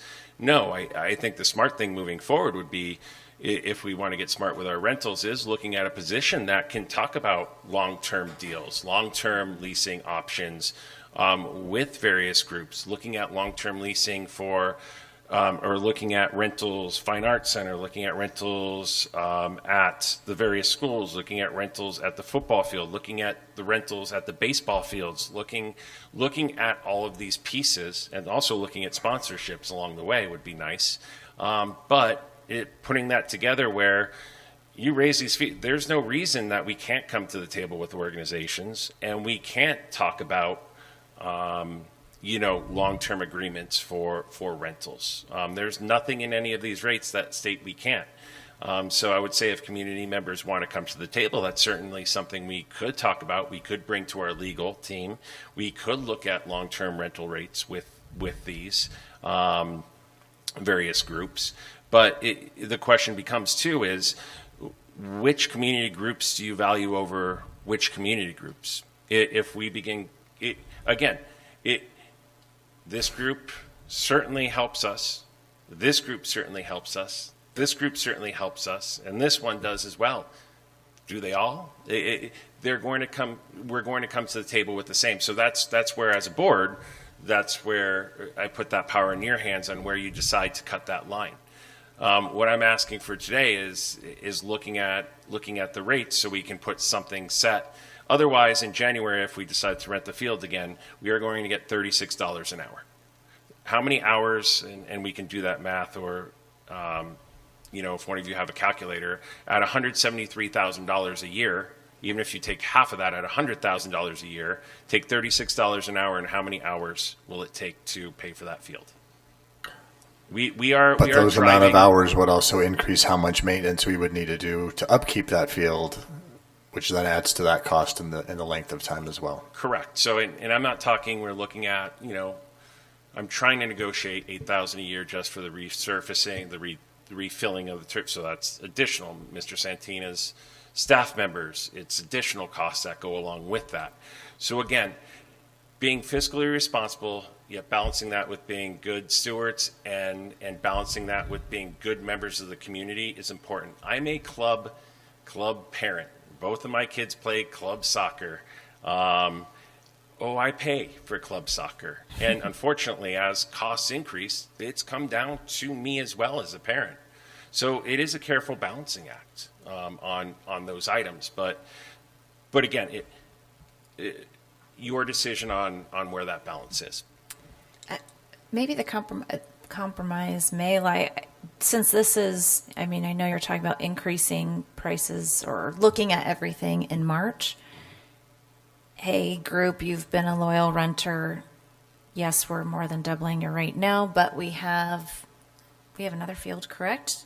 Traditional grass football field that can be used, and that maintenance. I think that's where there might be a little bit of more of a balance of seeing what other options for them, if now you've just doubled their budget and they can't afford that. And no other field, we have not increased, and we didn't from last year to this year, we did not increase the cost of any of those other fields. So again, the field right behind you, that's Black Mountain's available. We have the fields at Horseshoe Trails that are available. So there are options of the grass fields that, we did not raise the rates on those. Again, we just got the keys to a new Porsche and the payments are coming in. So we have to figure out figure out how we're going to make those payments within our budget without, again, our primary duty is to educate our students, and our primary concern is to educate our students. And if we're taking money from our M&O or capital, we're taking money from educating our students. It's also super tough to think of, I think, especially with our district not operating with a bond or an override. I mean, even with school closures last year and having to think, public schools shouldn't have to figure out other ways to have revenue sources because the high school needs a football field. And I think that's something that's probably hard for the community and the state budget. I mean, it's much bigger than this, right? But it's tough. Again, I mean, in a perfect world, we would have this paid for in a bond, and guess what? You know, we're charging Scottsdale rates. Or the state would just fund that does, you don't have to survive on a bond or an override, right? And there is a capital lawsuit that had advances for education winning, but again, it's in the appeals court, so that is still delayed. Okay. Did you send us the rate sheet on the other? I think just our work study, the rate Yeah, I sheet gave for you all a the other packet from- fields. Yes. Any other questions? Okay. Item 3.7, Course Guides for Cactus Shadows and Sonoran Trails 2026-27, presented by Dr. Jensen. Thank you. Okay. I can do this part without it. I'll begin. President Greer, members of the board, it's my pleasure to introduce you to our Director of College and Career Readiness, Mrs. Erin Scher. Mrs. Scher typically works in the background, but she's a wealth of knowledge and experience when it comes to engineering the multiple pathways that we're able to provide our students. One of her regular responsibilities is to update our course guide each year.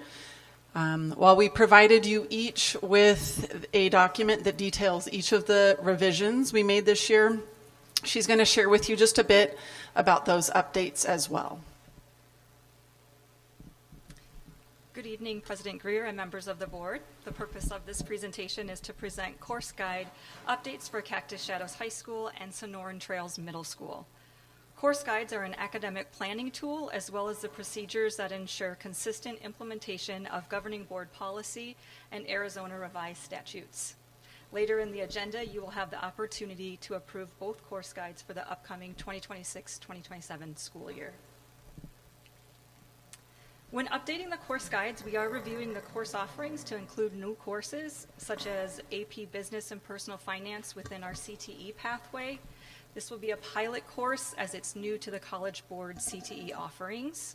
At Sonoran Trails, we'll be offering an advanced level for both drama and studio art for students that wish to focus their electives in those areas. Additionally, we remove any courses that have not been offered due to low interest and enrollment, and often that has been offered for at least 2 years. It's important to ensure our course catalog is the representation of what is offered at Cactus Shadows High School for both our accreditation and the school profile, which are reviewed by our colleges. We update the course guide to ensure it matches any legal or policy changes, both at the state and local levels. This year, there were not any legal updates. Last, we review the course guides to clarify any language that may be confusing and to ensure it matches our practices. Language was clarified for the early release privilege for seniors. As a reminder, this is an earned privilege for seniors that are on track for graduation, having 18 credits at the end of their junior year. In both guides, we updated language around readiness for honors and advanced coursework and what will be used for determining that readiness, which includes, again, this is really not new, standardized test scores, grades, and teacher recommendations. Our next steps, after approval of the course guides, they will be loaded to our Cactus Shadows High School and Sonoran Trails Middle School websites in the school counselor section. Upon approval, Dr. Jensen does have a letter that is ready to go out to both middle school and high school parents with a link to the course guides, some of the reminders that were presented here this evening, and most importantly, to encourage engagement with their students and the course selection process. The course selection process for the upcoming school year will go through January. And we use the course registrations to assist with staffing and the master schedules at both sites. We are happy to showcase through the course guides the many pathways students can choose to maximize their middle and high school experiences. Thank you. Any questions? I do have some questions. I'll start with, I just have the attachments you had set of the changes for us. For Spanish Immersion Social Studies, can you go over what that is? Because I believe Sonoran Trails used to offer that in the past, and it dropped it, and now we're bringing it back. Yes, good question, Member Walker. This is a new-ish course. As you mentioned, we had a version of it in the past. This came about through a lot of dialogue with many of our Desert Willow families who felt that they were kind of left and their students weren't being challenged enough once they got to the middle school in the Spanish A pathway. And so they wanted something that felt a little bit more like immersion. It is important to note that with all of these courses, any course in the course guide, it is contingent on staffing and students actually registering for the course. So if we only have a few students who register, then it wouldn't be one that we end up offering, but it's definitely one that we're going to, with your approval, that we'll propose for our students to select. And then if they select it and if we're able to staff it, then that would be a position, or that would be a section to kind of help with that bridge. How many current, so then, was that a class that they were taking at Desert Willow? Social Studies was an immersion, was one of the subjects in 6th grade when it was there? Correct. That they were receiving? Yes. But then, I guess there's kind of always been a disconnect before we move 6th grade, because then you don't go into immersion at the middle school. Correct. How do those pathways differ in, like, for adding this now, but then in 7th grade, you don't have full immersion anyways? Right. So in 7th grade, then they will go into the Spanish B, but at that point they will, so it's 6th grade, they would be in Spanish A, and then they would choose to be in the Spanish Immersion Social Studies class as well. So 2 of them. And the Spanish A, B, and C are really teaching the grammar, the structure, the development of the language, whereas Spanish Immersion Social Studies will be the 6th grade standards, which are world history largely, taught in Spanish. So it's more like what they're used to in their immersion classes at Desert Willow. So there still needs to be the transition to, I'll say, I don't want to say wean kids off because it's a really good thing, but to transition kids into more of our learning a more linguistic style of teaching language than teaching content in a second language. And so it's kind of a good happy medium because we can't offer a whole separate pathway just for that group of students, but we can offer the one course that we could get them in. And did we get information from, I would think, 7th, well, I guess maybe 7th and 8th, depending on who's because some of those teachers teach both, from like social studies teachers, their information on, you know, they're learning this key concept and then coming into 7th for social studies, and then also for Spanish. Were those conversations held with those departments at the middle school? Yes. I'm just trying to get to is, are we doing this just because it checks a box, but it's not really the best pathway, and then you don't have an offering for 7th grade anyways, sort of thing? Right. It's definitely it's been something that we've really massaged through a lot of conversation with Spanish teachers at Sonoran Trails, as well as Mr. Boggs, and then the students at Desert Willow, the families at Desert Willow, I will say, and that they want something that's a little bit more. So, but in essence, their kids will be in 2 Spanish classes in 6th grade, and then yes, in 7th grade, that will likely be no longer an option. But we kind of have given them some other things to look forward to in 9th grade, because then they can be eligible for the dual enrollment class for Spanish in 9th grade. Again, pending staffing. I mean, as long as staffing stays solid. So I guess that leads into my question is staffing. I mean, coming off the financial conversation, we're talking about a small group potentially. So then there's It will have to Just meet one minimum. class, right? So how do It you would have find to a meet teacher? minimum, standards. Again, looking at how important staffing will be for the following year, backed up on our other presentation. So again, the course catalog is what gives us permission to do this.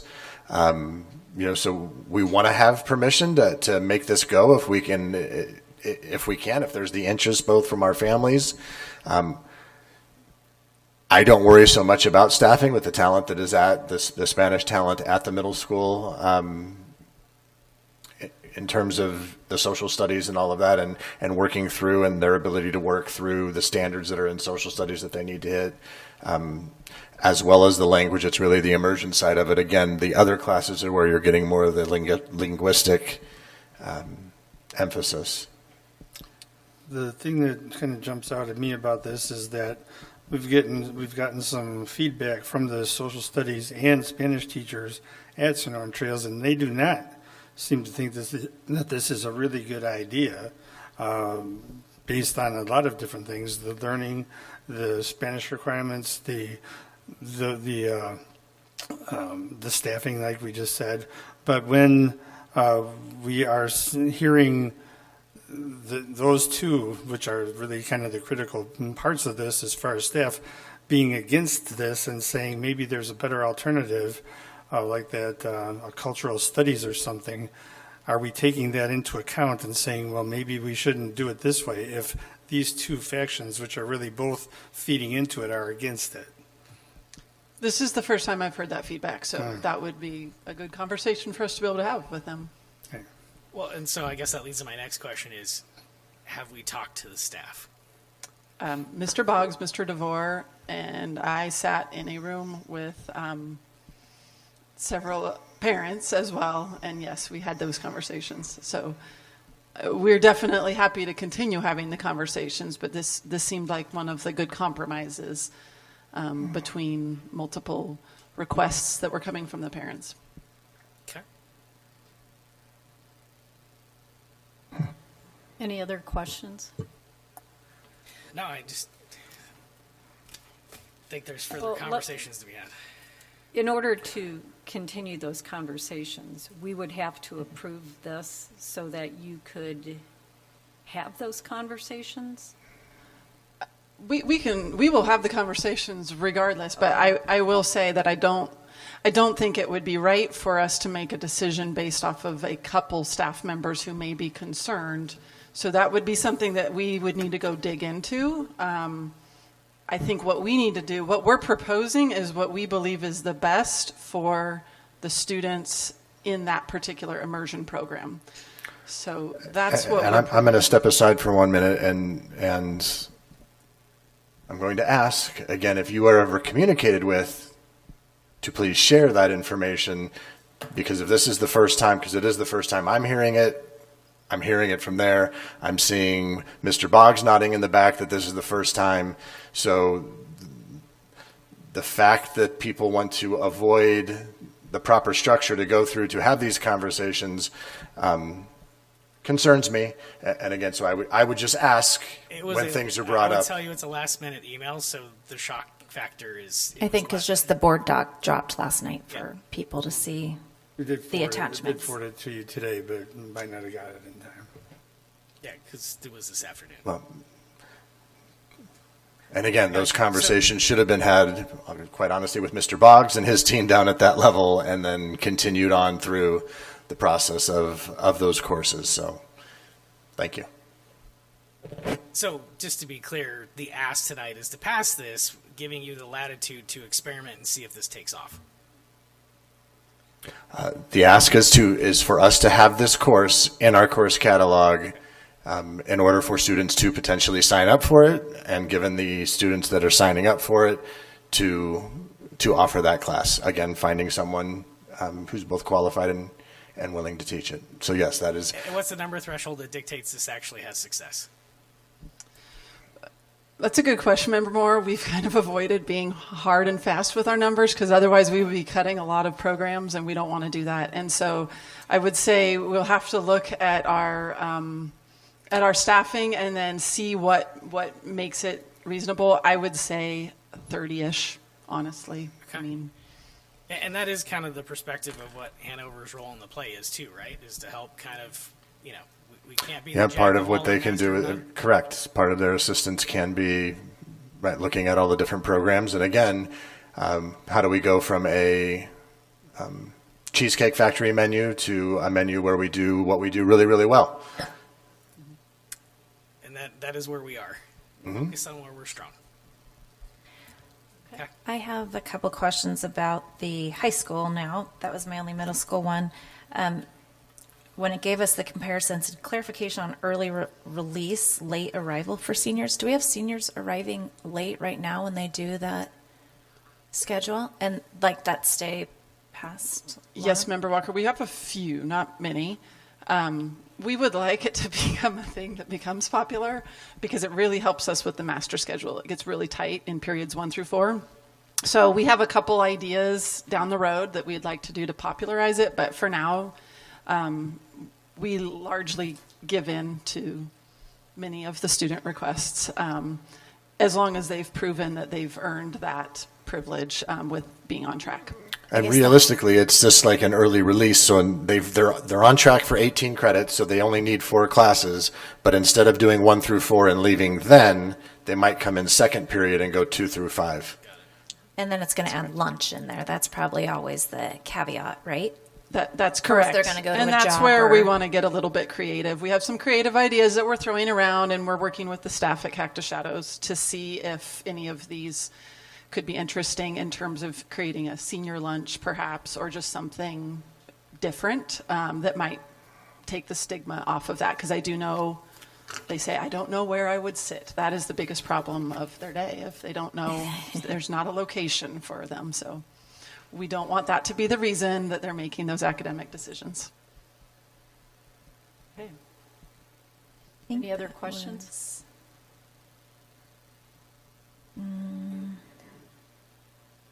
I don't think so. I think that was my main one for the high school. Okay. I just want to clarify on the high school side, any changes to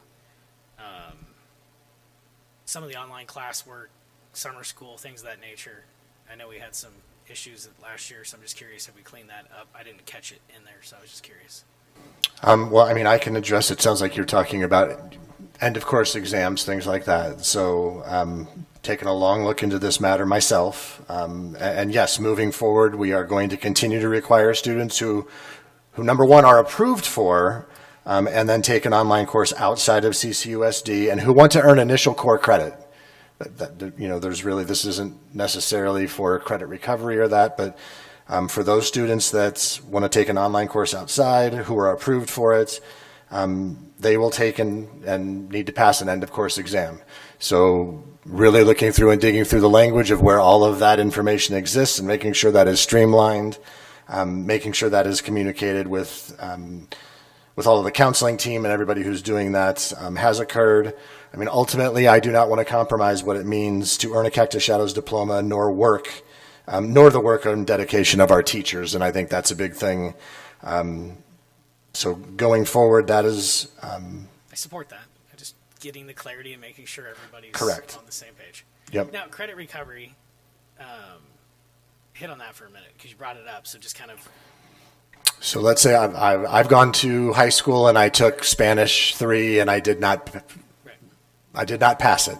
So on my transcript it says Spanish 3 F. I can choose. Now I'm credit deficient, so I need to make up that credit. So I could choose to take that. That was actually a bad example because we don't do it online. So I failed algebra instead of Spanish because That's a good one.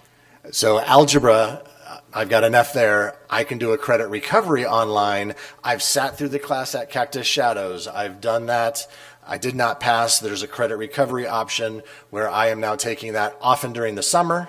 Through AOE. Through our online, through Ed Services is who they would do that through. and they take and do their online version. Now that F stays on my transcript, but there's another line that then has the algebra credit and whatever I've earned on that credit recovery. Got it. And then the new grade is what goes in your GPA. Correct. So there's still an F, but then there's a little R tag next to it, and then the new grade, if you got an A the next time, you got a 4.0 now for the second round. Got it. It also shows that it was taken online and not at Cactus Shadows. Right. Actually, oh, go ahead. I was Now- gonna say, and we're obviously recommending Academy of Excellence. With the credit retrieval, if they take it somewhere other than Cactus Shadows, are they going to take the end of course exam? No, for credit recovery, they do not have to take the end of course exam because they've already sat through it once. Okay. So it's initial core credits only. But Right. for the other,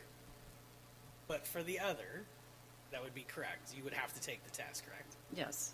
If it was Summer the first school- time you were taking No, Algebra say 1? you're taking online summer school class or whatever, you still have to take the online test at If it's Why for are you credit, taking it? It depends on why you're taking it.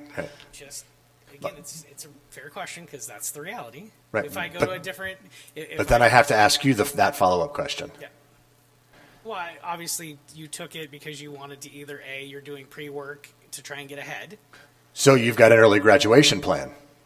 Somebody might, Well, or they're trying to stack the Correct. deck so that they can get in.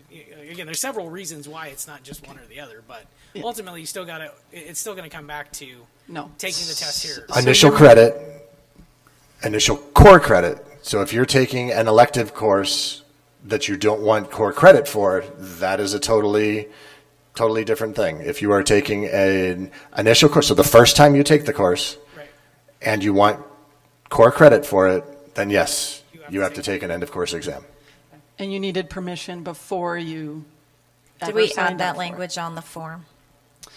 No. So our attorneys advised us that we should not put every last little detail on there because there's so many different reasons why a student is taking summer work. They said refer them to the course guide. And so here's the change that we're making is that it is going to require a counselor signature as well as an administrator signature. And we're not going to pass out the forms quite so liberally as we have in the past. We're going to really make sure if they're doing it for advancement, that means they're graduating in December and there's a legit reason. And that means they don't get a walk in our graduation and there's a lot of other things going on. We're not going to allow students to advance through a course so that they can avoid a particular teacher or a particular course at our high school. I understand that some of them had excellent reasons, or some students do have excellent reasons for doing it, including, I don't want to have so much anxiety my junior year, or I don't want whatever. We've discussed it with our department leads, with our administration, and that is not the intent of colleges wanting extracurriculars, for example, because a lot of them want it so that they're still in extracurriculars. The purpose there is that can you balance a full academic schedule while also balancing your extracurriculars? If you can't, the extracurriculars are what should maybe be adjusted or whatever it may be. But so ultimately, Member Moore, the answer is if it's initial core credit, it doesn't matter. Yes, they have to take a final. But if it's credit recovery and they go to one of the other institutions, then they don't have to take our final exam. Does that make sense? No, I've tracked So all along. I'm credit recovery is okay anywhere. We will honor it without the final exam because they already took our final exam, honestly. I've already been through this game. I'm just Okay, sharing with the you're good. audience. Okay. I do have one other one in regards to the placement for advanced courses, because I think we added in the language of standardized testing.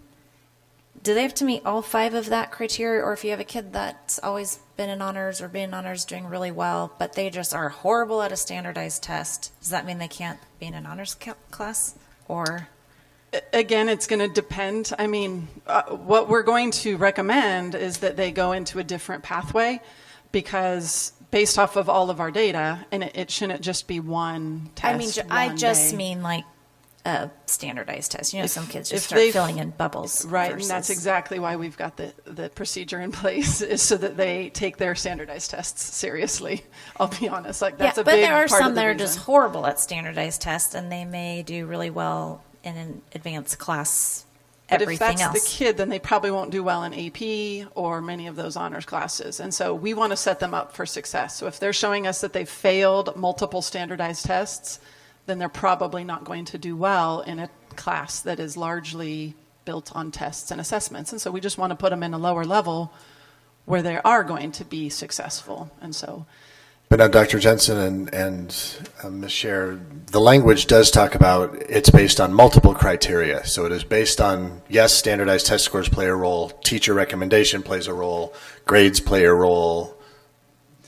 All of those Yes. are a well-rounded picture of the student.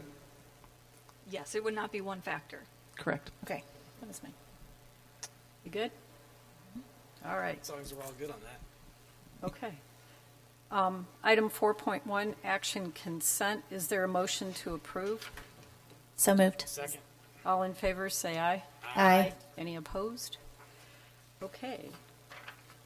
Item 5.1, call to the public. All right.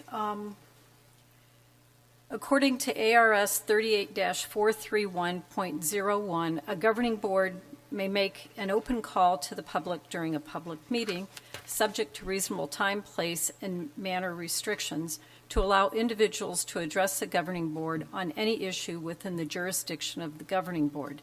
At the conclusion of an open call to the public, individual members of the governing board may respond to criticism made by those who have addressed the governing board, may ask staff to review a matter, or may ask that a matter be put on a future agenda.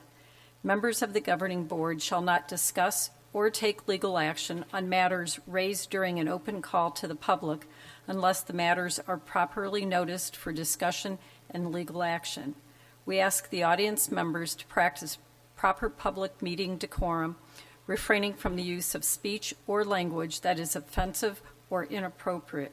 Those that refuse to follow these rules may be asked to leave. Okay.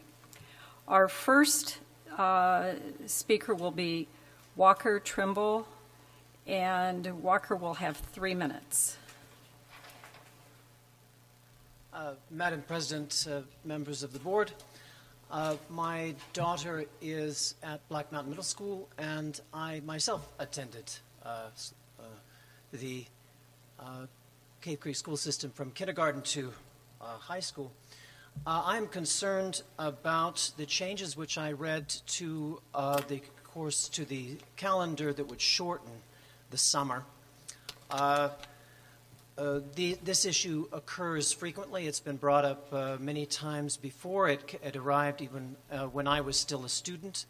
The arguments given in the article that I read mention equity, mental health, the improvements to memory so that students don't have the gaps, and that this compares with other research. Based on my own research, I haven't found such clear indications that it is such a good policy. Furthermore, we have to recognize the particular situations that we're in here in our district and in our state. We have a climate that dictates that study in the summer is inherently more expensive due to climate control.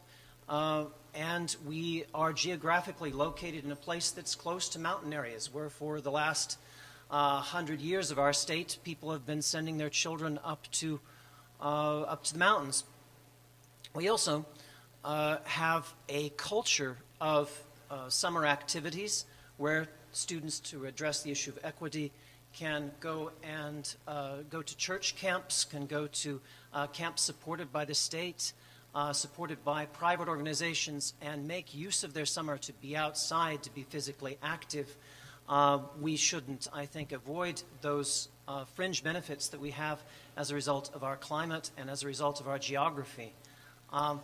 Looking at other places, I briefly looked at countries such as Finland, that is famous for its school system, that have 10 or 11 weeks of a summer vacation, and even the state of Massachusetts, which is ranked very high in our country, which seems to have, for the state in general, a 10 week summer vacation.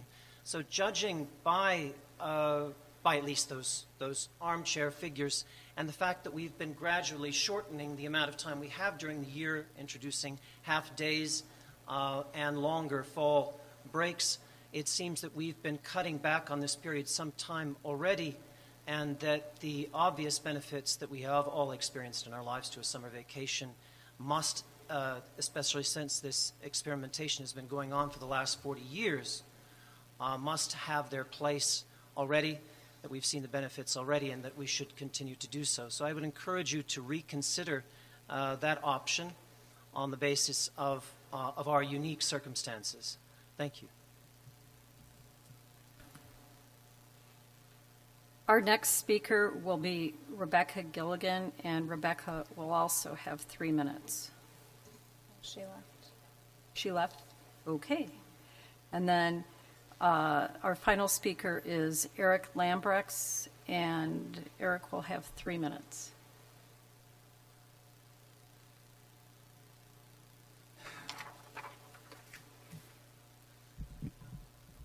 Good evening, board, cabinet members, and admin. My name is Eric Lambrex. I'm a parent of two students here in the district.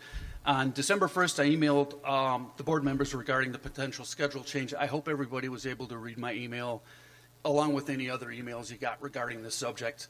I'm here asking you not to approve the 222 schedule.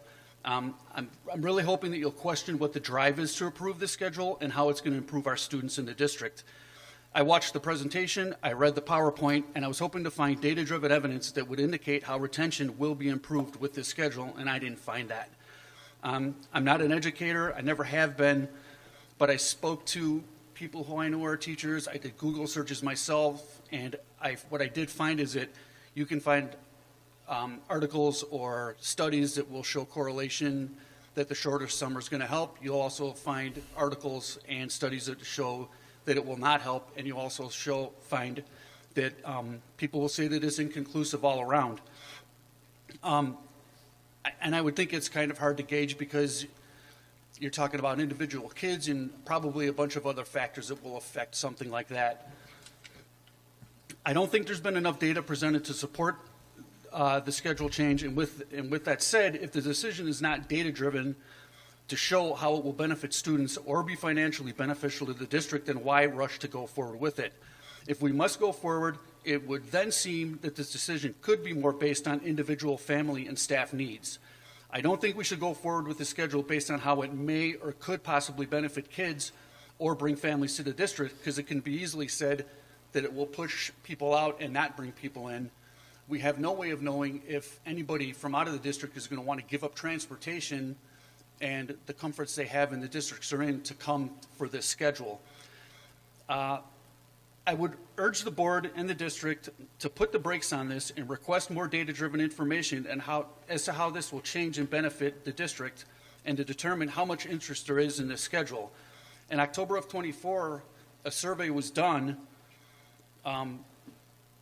where info was gathered from parents and staff, and from what I could tell, this schedule bombed. I think we would best be served by another survey being done before you make this decision. The last survey had the 4-day schedule on there. Just take that off of there and ask parents which schedule they want. They want one, they want the other. Staff members too. That's an important part of this. I'm not in favor of the 2-2 schedule, but I'm willing to go forward with whatever everybody else wants. We just heard presentations indicating how important staff retention, student retention, transparency. We're paying for a $170,000 a year note for a football field that we just got, which is great. Mr. Lambrex, your time is up. I'm sorry. But thank you.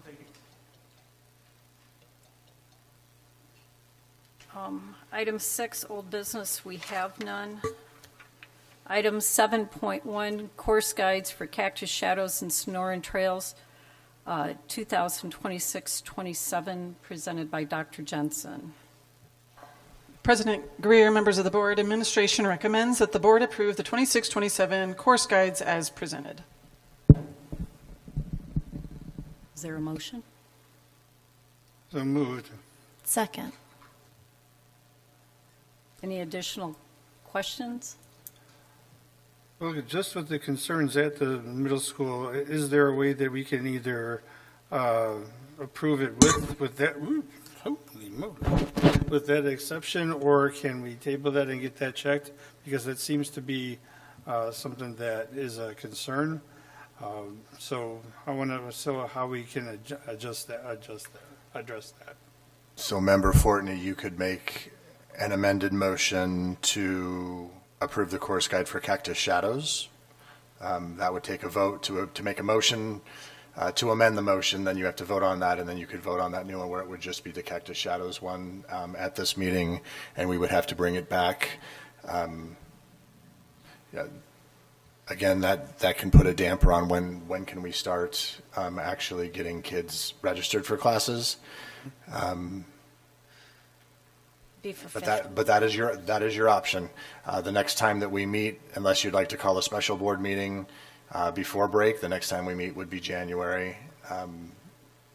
And by that point in time, we certainly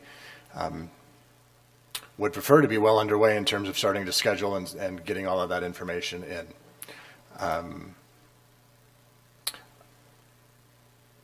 Other than that, and Dr. Jensen, you can chime in here as well, ultimately, because that course is in the guide right now, at a January meeting or at some other meeting, if the board wanted to say, we do not approve that course, at that point in time, that course would be removed. So there is another option in terms of how to handle Yes, I think that's that correct. concern. And also, we're always willing to listen and continue to have the dialogue that we had been having that I thought was open and honest. And so we'll continue that. And if we don't have a teacher willing to teach it, that's the other thing. I mean, we offer courses all the time, but then we can't find a staff member to teach because of either their certification or their qualifications or whatever. So that's something as well. I think through some dialogue and some good conversations, I think we could get to a point where somebody may want to teach it. I do believe there was a strong demand from the Desert Willow families that they definitely wanted us to pursue options. And I believe you guys heard from some of them back in the fall when those weren't options. And so this was kind of our response. But absolutely, we'll continue the conversations and, yeah. Well, and I think the root problem may not be exactly the course. It may be how we staff and what kind of burnout rate we put on the teachers because they're wearing multiple hats, scheduling. When you have something unique that's a one-off, it does impact the broader schedule. I think that's kind of where some of the rub's coming into. So I think that's an internal conversation more so than it's a course. Well, that conversation starts with Mr. Boggs and the staff at Sonoran Trails. Wherever it so starts, there just seems to be a conversation that needs to be had. Any other questions? No, next Okay. time. Okay, all in favor say aye. Oh, were you Well, done now? Were you done? Yeah. I'm like, Correct. Number 40 is thinking right now. Well, amend if you want to. just based on that, I would amend it to do the Cactus Shadows and hold off on the Sonoran Trails until this is resolved with all the parties on board with what they want to do going forward. That's my amendment. So, Member Fortney, you are proposing an amendment that the Cactus Shadows course guide get approved this evening. Yeah. So that proposal needs a second, and then there needs to be a vote. Second. Just want to ask a question on that one. So let's play this out for a second. So ultimately, that's where the goal is. And you know me, I like to, anything I do throw a wrench in things. But I guess in this instance, my question becomes, you can put it on the course catalog all day long. If you can't get a teacher to staff it and you don't get enough people to do it, we're kind of at a stalemate anyways. Am I fair on that one? Mm-hmm. Correct. Again, all a course guide does is allow us to offer that course. Now, if you're talking that this came up, again, I have not seen, I have no idea, but if there was some other proposal that they wanted some other course, well, the time for new course proposals is passed. Will we be willing to listen? Sure, we can listen to that. Ultimately, we could bring back that separately to the board at a later saying, hey, we want to amend the Sonoran Trails course guide to add this other course. That would be a different option. Because right, again, all the course guide does, especially at middle school, is delineate. They're not earning credits. They're not doing those things. So all it does is these are the courses that we're able to offer. And maybe that's the reason to pause, only just because are Desert Willow families wanting more courses in Spanish, and are they specifically asking for social studies without input from current social studies and Spanish teachers, or do they just want another class offering for their children in full Spanish? From what I heard from them, they want another course offering in full Spanish. At the table, as we discussed, and I'm sorry, social studies teachers, but it is not the tested content area, and so it felt the least risky of them all to continue. Now, again, those students have been learning social studies in Spanish all the way through. That is also a content area that bridges nicely with Spanish for the literacy purposes, because there's a lot of reading, and that's what we would want to continue, is the literacy in Spanish. So,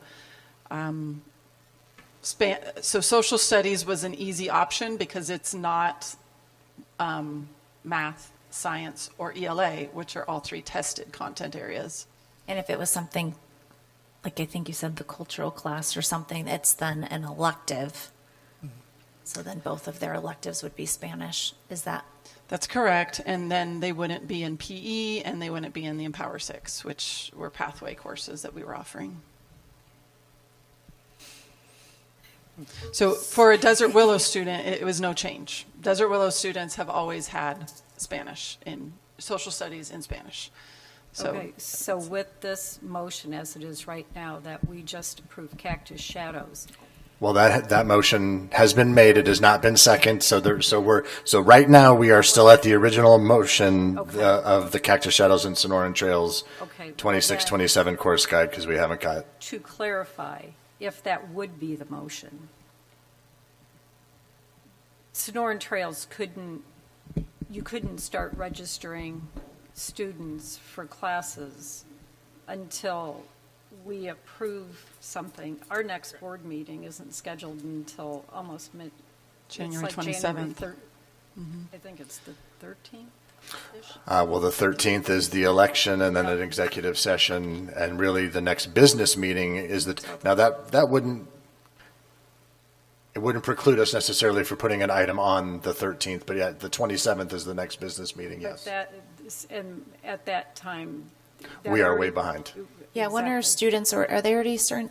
Well, I haven't seen them yet from my middle schoolers, but have they already started filling out their schedule suggestions for? No, middle 'cause we schoolers, have to we're wait for wanting to this start approval. in January. Right. Okay. We want to start them in January so that we can get the master schedule going before spring break. Right, Mr. Buggs? It's our goal. Okay, so they're not doing this between now Yeah. and Christmas break. I mean, honestly, we will make it. We're flexible. We're educators. We will make it work one way or the other. But if we were to come back and amend it and remove it, then I guess if students sign up, well, and to be honest, fifth graders, it is fifth also in graders. January. It's the fifth graders who this will affect. Correct. So that therein lies another option. If you wanted to do it, you could approve it. You could approve the Sonoran Trails one except for that class. So you could approve it as is.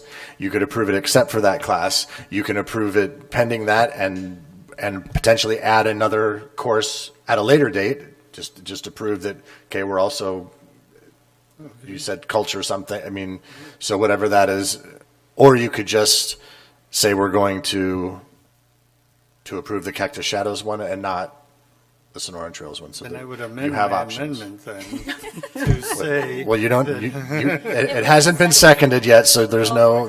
So I could do this. So yeah, I would definitely go it that way and say I would motion to move to approve both of these except for that class, the Spanish language immersion social studies class in Sonoran Trails. That's my motion. Okay, so that's been asked. There needs to be a second. Second. There is a second. There needs to be a vote on approval of that amendment. President Busby, will you call the All in question? favor, say aye. Aye. Any opposed? Okay. So as a follow-up on Okay. that, oh, no, we can't. Well, so now that is the current motion on the Oh, floor. that's the motion. So now that has to be voted on. If there's discussion before you want to vote on that, we can do that. We voted on the motion. The motion. Now we, Discussion. okay, my question for this. We pull this course out, so you can start registering students in January, and then whenever we have a meeting, it's sometime after the fact. Wouldn't that sort of be to the disadvantage of enrolling in that class if it comes in later? They will not be able to enroll in that class because it does not exist. Staffing will also become a challenge necessarily, but until we can bring it back again, whether that's the 13th, whether that's the 27th, and at that point in time, it would then be a communication out of, okay, like, But then that seems like if you're already starting the enrollment process, and then let's say on the 13th, we slide this into that meeting, and we approve whatever full Spanish course. It's only fifth graders, though. Like, when Well, do no, I fifth understand that, graders but do they're- their stinger day at the middle school? They're already enrolling, so then it seems like it would be some 21st? backtracking. 21st? 21st of January. January, they all go there? Okay, so it would be, So it would affect, and also I just want to be clear that at Desert Willow, in their immersion, it's 35 fifth graders that we're talking about. So those are the 35 students who would be eligible and would potentially want this course. Unless there's a student at another immersion school at a neighboring district who this would be attractive to, then that would maybe be something great for them. Or is it possible for Mr. Boggs to huddle with his team, get clarity, and then we can do a phone vote and put it back on in a timely manner before January? if you well, want, our if, meetings before they even start enrolling anyways. I'm giving options. Okay. you all can call a special meeting, yes. I'm just trying to find the chaos in this whole. Okay. Any other questions? Again, just because it's in the course guide doesn't mean No, we must offer it. So That's that's the why other I asked thing. the questions. I mean, it does kind of solve Yeah, and go back to, are they looking for social studies? Do they want just another class? I think that's the communication that maybe needs to happen between those students going there that it's affecting and then the staff that need to also teach that course. So I'll just ask the pointed question. Are we overcomplicating it? Because it sounds to me like if we just vote on it as is, if you go have the conversation, Mr. Boggs has the conversation with staff, agree, disagree, work it out, you either amend it or you roll with it. Does that not? Thank you. Yes, we're kind of making this into more than it really needs to be. So I'm just asking the question. The current motion on the floor is to approve the Cactus Shadows and Sonoran Trails Hold on a with second. I just Sonoran asked Trails the without it. question. I just asked you the direct question. That's it.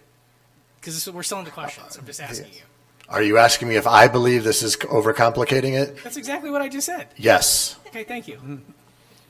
President Greer and members of the board, just to chime in, one of the things that does provide us from a staffing standpoint is being that, as our schools shrink down and we're trying to get full-time FTE teachers, it does provide flexibility. So if, let's say, we need 2 full-time Spanish teachers, we only have enough course registration for 9.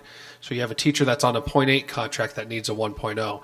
This provides that flexibility to say, hey, I can get you to a 1.0. it's a little out of possibly your comfort zone, but we can provide those supports, work with the social studies department to get you to a full time, and not piecing this individual together by now you have to go to the high school, now you got to push down to Desert Willow. So it does open up some flexibility to make sure we're I'm honoring so glad contracts. that you opened that door, because that was part of the issue. Say that again. Sorry, remember more? That was part of some of the concern by the staff was you're going to try and operate within that same constraint, so it's not a full. You're holding within threshold. Yeah. So that was some of the concern, which is why I'm saying it's an addressable staff issue more so than it's a course catalog issue. And that staff member can always decline and say, I'd rather just do a 0.8. So. Okay. But we have a motion right now to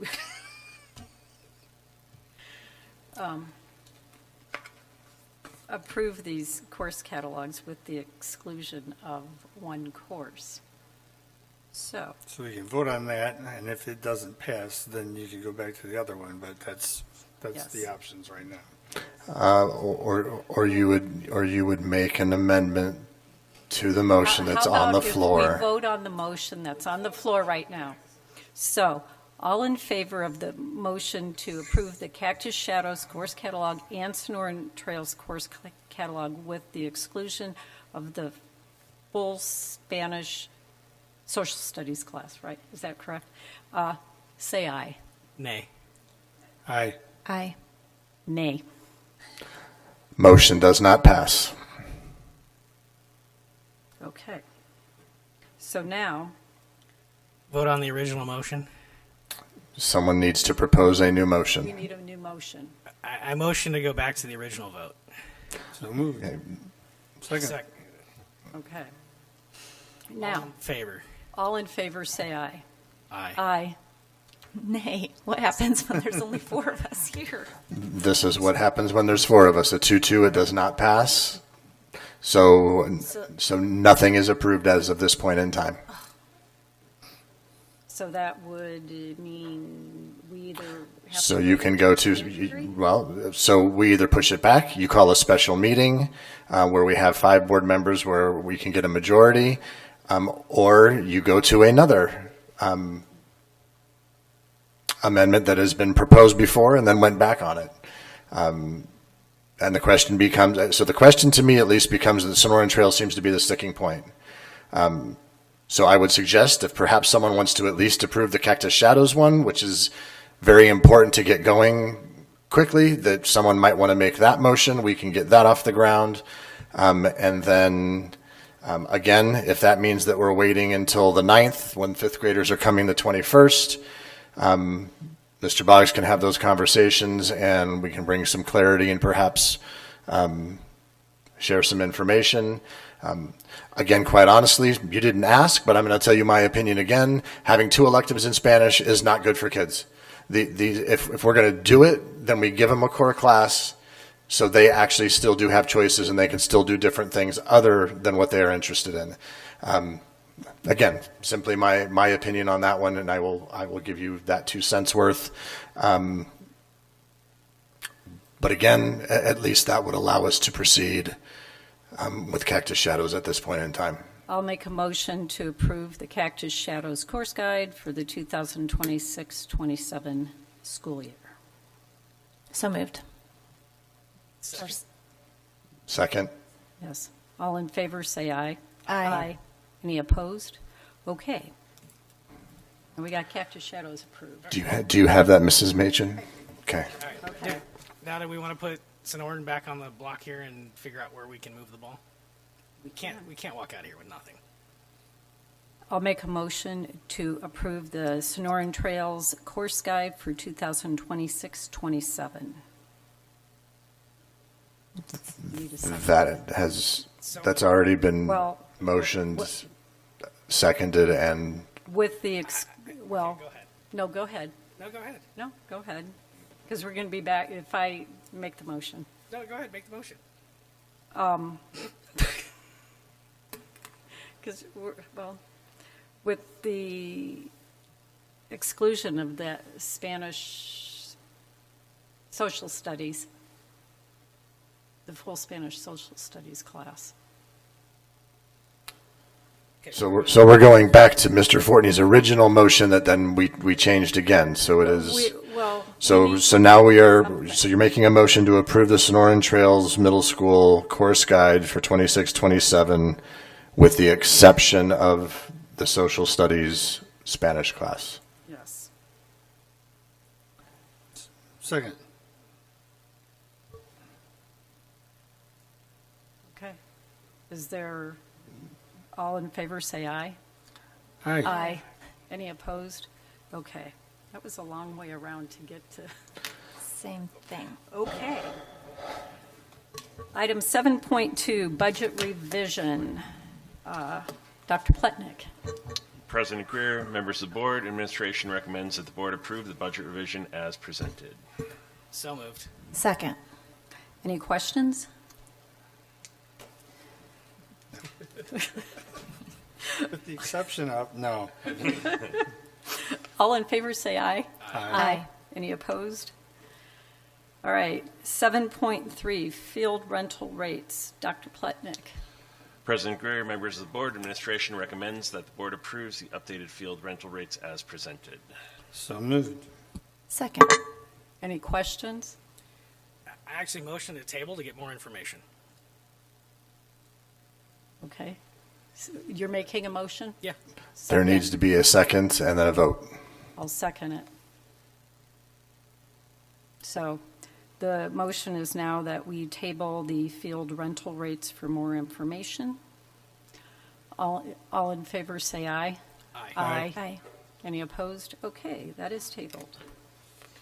Motion to table is just right. 7.4, calendar approval. Dr. Hendrickson. President Greer, members of the board, administration recommends that the board approve the calendar proposed by the committee as presented.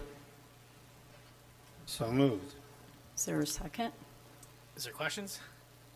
The Once calendar it's seconded, approval. yes.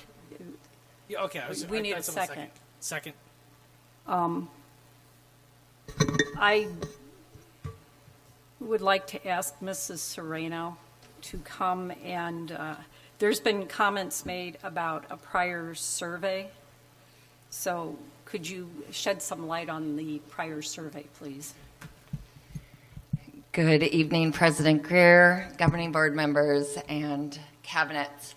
There was a survey that I brought to the attention of the committee, and once we looked at the survey from last year, it was decided that the majority of us were not on that committee. We were unsure of the discussions that were had. We heard a lot about the 4-day week, and people were very emphatic about their feelings, whether it was for or against.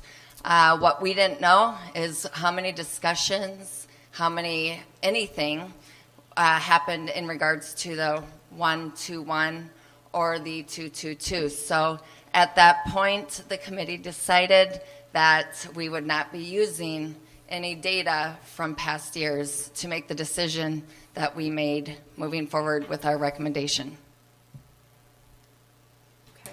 In the 5 years I've almost sat in this seat, I know Mr. Trimble said it's actually been much longer than that this 222's come up in the past. But we've actually surveyed the community twice. Me personally, I've got kids at all levels of the district. They're older. Probably doesn't affect me either way. But it's really hard for me to be an elected official and not take that survey data that I've seen twice in the last, it was this year of 2021 and then again last year, and how much that 222 was unpopular with our community. So that's kind of the other survey data I still have in the back of my head when there was no 4-day. It was just 1-2-1, and that's when PLCs were first getting approved, and we had this 90-minute early release, per week that we asked parents to adopt to give this PLC time. Unfortunately, I wasn't at the last board meeting. Listening back to it, that really wasn't even addressed. Kind of how PLC, it was, but that was, this is going to be more of an IBN issue of PLC days being on Friday. That's where I stand on like this survey issue. So was that taken into, actually, I don't know if we're back in the district then. Were you? I believe I was. You yes. were, okay. I would love to spend another hour giving the presentation, because what I gave to you all on November 18th, I really tried to represent the work that the committee did behind the decision that we made. As I shared with you all, I tasked them, knowing that we weren't going to put out another survey. I said, you need to wear your parent hat. If you're sitting in here, you go out, you talk to parents. If you're in here as an administrator, a teacher, whoever it is, go out into our community and get a feel for what's out there. Our committee came back. There was a lot of excitement for possibilities of, could we stick with status quo with what we've always done? Is it working similar to what we heard earlier tonight? There's not a lot of data to support either way. So you know what? Let's think outside of the box. Let's do something different for our community, where we had people who spent over 20 hours just on the committee going back and forth talking about the good, the bad, the impact on our students. Every meeting, as I said on November 18th, every meeting we talked about what is best for kids, and that was the energy in the room. It was probably one of the best committees I've been on, with the collaboration and the openness of a big decision that we're making, because we really do hope that our governing board will take the recommendation of the committee and trust the work that we did. Well, and I'm going to chime in here. So number one, the board has a motion with the top recommendation that came from the committee. That was a 2-2-2 format.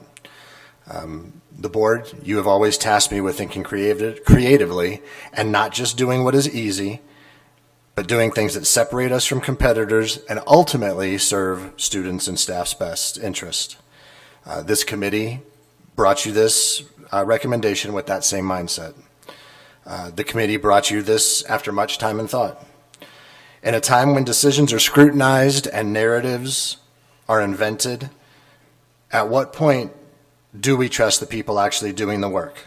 The ones considering the possibilities and implications. The ones actually in the arena, not those who just want to watch and critique. This committee has provided you with two viable options for upcoming calendars. What I urge you to avoid is going outside of what this committee has done. This committee has given two. Their top recommendation is a 2-2-2 format. I urge you to make a decision tonight. If you are not comfortable with the first recommendation from the committee, for whatever reason that might be, too much change, feedback you have received or not received, data out there, whatever it is, as we know, you may amend the motion and take their second recommendation of the 1-2-1 so our families and staff have knowns for the upcoming years. And more so than that, our committees get the message that we appreciate the bravery it takes to be in the arena with us and doing the work to make CCUSD a great place for everyone. Okay, I got a few things that I'd like to put out here. I am in the unique, I think, perspective of being probably the only person here that has been teaching in the 1-2-1 and the 2-2-2 format. I did 1-2-1 forever. I've done 2-2-2 for the last 4 years. So there's a few things I just want to say about this. First, there's a lot of concern about the learning loss. I was a special education teacher. I'm very well familiar with that. There are things that are in place when kids have regression or recoupment of previously mastered skills. And if they're going to have it, they can have it during that 2 weeks of winter break just as easy as they can during those 2 weeks of spring and fall break. And if they do, then it is addressed in their paperwork. So that really isn't a concern. And here's some other things just to keep in mind. As a teacher that has done 1-2-1 for that many years, and then went to the 2-2-2, let me tell you a couple things about how this works for students and teachers. Is it research-based data? Not exactly, but it is what I've experienced over the last 4 years. Teachers come back rested and rejuvenated and ready to attack what's going on next. Students are recharged and they're ready to do what they're doing. It happens year after year. They're happy to be back in school, but that mindset is definitely different. There is often when you see that 1-2-1, it doesn't even feel like you had a week off. But that makes me think about when I first started teaching up here, we had 1 day. That was not really a break, that was just a long weekend. The 1 week was better. This 2 weeks is huge. When you do this 2 week thing, what happens, at least for the first year that you've got it, so I'm just kind of telling you guys in advance how this will look. You do all your stuff. You get your home improvement stuff done. You get your doctor's appointments, and you get your car worked on. You get that all done in the first week, and then the second week, you got nothing to do. And you can relax, and you can do those things that you just want to do. And that is a big deal, and it makes a big difference. And as far as teacher retention, man, the teachers that I work with, have been working with for the last 4 years, they love it. The students love it. These are things that I have experienced over the last 4 years. But in addition to this, what Mr. Doljo just said is huge. This committee went through this and did all this research to bring it to us. Last time, they gave our recommendation to us, and we rejected it. If we do it again, I think that's sending a message to the committees that do this and sending a message to our teachers that, yeah, we respect you, yeah, we believe in you, but when you talk, we really aren't going to listen to you all that well because we're going to do what we want to do anyway, and I'm against that. I think this is a really good opportunity to trust this committee to move forward. It's not going to hurt anybody, I promise you that. It's a week that you'll get moved a little bit, and that week is not that big of a deal. It's okay. I promise. It works okay. So, that was a lot, No, but well it said. needed to be said. And one other thing, I got a lot of feedback from the teachers and principals that the Friday early release is really not working. It does say early release Wednesday or Friday here, so I would definitely want to do this with Wednesday as the early release. So putting that out there too. Where does it say Wednesday or Friday? Do we need a separate motion for that? A couple questions. I was just talking. We already did that. Yeah, that's a different thing. But I will say what's interesting about the data about Wednesday and Friday, just so you know. Highest teacher absences on Wednesday. When we're on Wednesdays, student absences on Fridays. So you're just picking which side of the fence you want to have loss on. Question for you, though, I do have is, and I appreciate what you said. We talk about doing something innovative and different. Then what was the conversation around doing none of the above? So when we talk about being innovative and trying to create something new and collective, don't get scared. I'm not changing anything tonight. I know everybody's buckling up. Here he goes again. No, I'm just asking the question because you bring up a point about the committee. And what's not honestly said is maybe how we're approaching committees is the problem. We keep bantering about it. Number one, committees present one option. You presented two, more of a fail-safe. But we don't come with options, we come with an option. Take it or leave it. That does create a little bit of a challenge and opposition in any situation. Divisiveness, yeah. I serve on more boards. I deal with a lot of this. It creates challenges. Buy-in is where you bring people along in the journey. The committee, when I look at the committee, yes, it's comprised of parents that are teachers. I looked at the committee names that were given to us. They weren't all parents that were on that committee. Member Moore, can I respond to that? We tried really hard, but we are in a small district, and it is really hard to find people who don't wear one or two or even three hats. And then I go back to then what was discussed every time we met, that as hard as it is, and I've tried to do that myself, as hard as it is, you are representing, if you're a parent, you are representing the parents, and you have to go out and speak with parents. Yes, you're going to, obviously, if you're a teacher too, you're going to hear from your colleagues, but it's an almost impossible task, because we really did try to get people on there who only had maybe the one role. Oh, trust me, as someone that's helped run a committee, I can tell you that it is a challenge in and of itself. So I think the missed opportunity in this equation Is the survey? is the survey.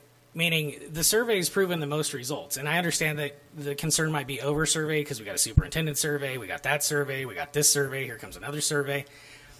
But, I mean, that gives a little bit more credibility in the sense of saying, hey, we asked for your opinion. We gave you options. Hey, do you want more time on Thanksgiving? Do you want more time here? Help us build the ideal calendar to the consumer who's making the decision of putting their student here. Because ultimately, that's who makes the decision, is the consumer. And I know we get charged up on certain things and we get charged up on some of the negativity that gets spilled out. But at the end of the day, CCUSD is a product. And we have to meet the consumer where they're at. And I feel like there was an opportunity to do something, and we missed on that opportunity because we negated the survey. That's the challenging part. I think surveys are wonderful as long as people are educated, because I haven't had, unfortunately, I have not had a ton of people reach out to me in regards to questions they had. I was surprised that I didn't. I've heard that there are people out there who have put information out there that isn't accurate. I wish I could have given my talking points to the world, because I think that really did represent what I shared with you guys, what was put in the presentation. However, the misinformation, someone said, so now you're proposing to start school on July 7th or something. Correct. I guess that was out there. And it was like, not at all. Right. Go look at the presentation. So yes, I hear what you're saying, but we have to ensure people are educated and not just... Don't disagree. And that was, again, going back to why we didn't really necessarily look at last year's data, because we weren't involved in a lot of the discussions. We don't know if that committee, that innovative committee, talked about the good, the bad, and the ugly of the 1-2-1, the thing we've always known it to be up here, or the 2-2-2, or if there was so much energy on the 4-day. Right. The recommendation was the 2 weeks, the 2-2-2. So, right, that was the unanimous recommendation of the committee. Correct. But it was by a small marginal vote. Is that correct? Correct. The one thing that I know, having lived up here for a long time, is change is not something that is easily embraced. That's human nature in a lot of ways. There's comfort in the known, and there's maybe trepidation in something that's new because you don't know what it is. Some of the comments that have flown around out there, it's basically a cognitive bias. I like this kind of calendar, and so nothing else is going to work. There's emotional commentary on both sides. It affects how we do business, how a family operates. But, at the end of the day, as Jeff said, this committee was charged with a task. And, I have faith in the people who ran the committee, the people who you had on the committee. I think they they're professional. They have proven themselves, and I fully believe that whatever personal biases they may have had were set aside for the benefit of the greater good. We also know our students are not the same kind of students that we had 5 years ago. Students are coming to school with a different array of issues that need to be addressed in a non-traditional way that we have addressed some things. Kids are coming with different kinds of emotional issues. Many times I sort of feel like teachers are playing parent. And correct me if I'm wrong here, because this is what I'm observing. I am not a teacher, but this is what I see. And I know that what I saw in a classroom when my kids were in a classroom, it is way different now. Those students need, and it doesn't matter what it is, students need more time to decompress. I had a teacher tell me that I could have a deadline that's 3 weeks out, and the students are having a mental breakdown because the assignment is due in 3 weeks. So this particular teacher said, instead of telling the kids it's due on the 15th, I'll tell them it's due on the 12th, but I'll give them till the 15th. And, that right there resonated with me, that these kids think differently than what we are accustomed to. So I see this option that you guys brought as an opportunity to meet these students where they are. And I'm guessing, based on the load that teachers have, unless you've been in a classroom a whole lot, and you get it, Jeff, because you are a teacher,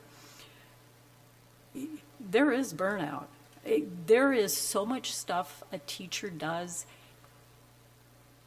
I can't imagine how any teacher gets it done in one day. Not to mention all of the classroom management that goes on top of what their actual duty is. And so, I guess after this dissertation, what I'm saying is thank you for what you did. I respect everybody who's on your committee, their time, their commitment to it, because everybody took time out of their day, their life, to do something for the betterment of this district. So thank you. I'm done. Thank you. Yeah, thank you. Again, my concern was just not, the budget reviews are scary. And for me, I'm like, we can't lose anybody. I got to retain exactly. We made a lot of people mad last year. I'm just like, I don't want to lose. We can't afford to lose students because of just a calendar change. And so that's where I'm bringing the survey data.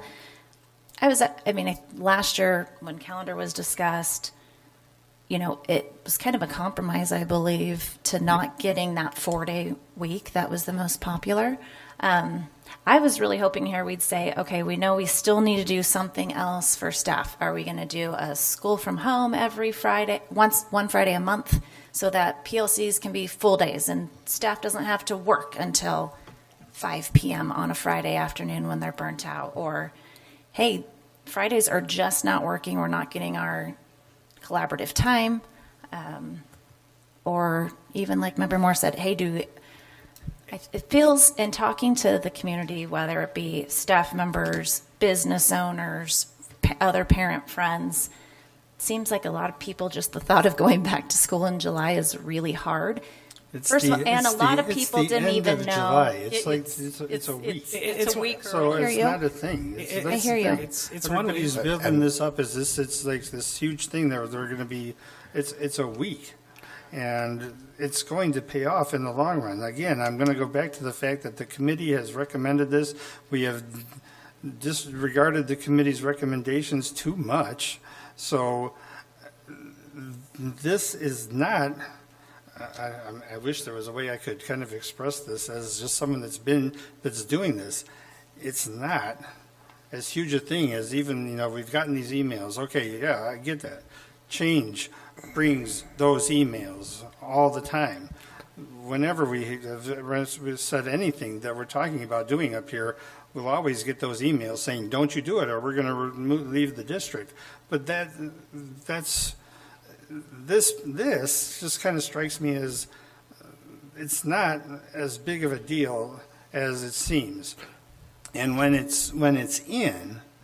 you're actually doing this, it's going to be fantastic. You will retain teachers, and you will have families that are like, this is great because now we can do this stuff in October that we might not have been able to do because we got 2 weeks off, or in March because we've got 2 weeks off.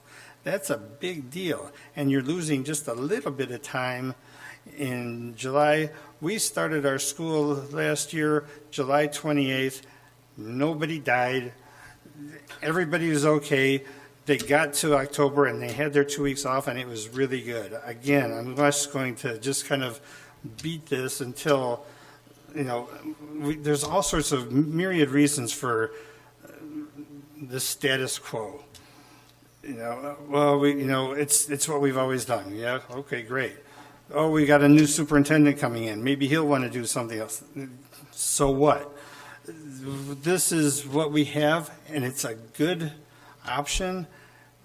Once it's in, nobody will be complaining about this option. It will work, and it will be good for the students. It will be good for the teachers. It will be good for the community. Hallelujah.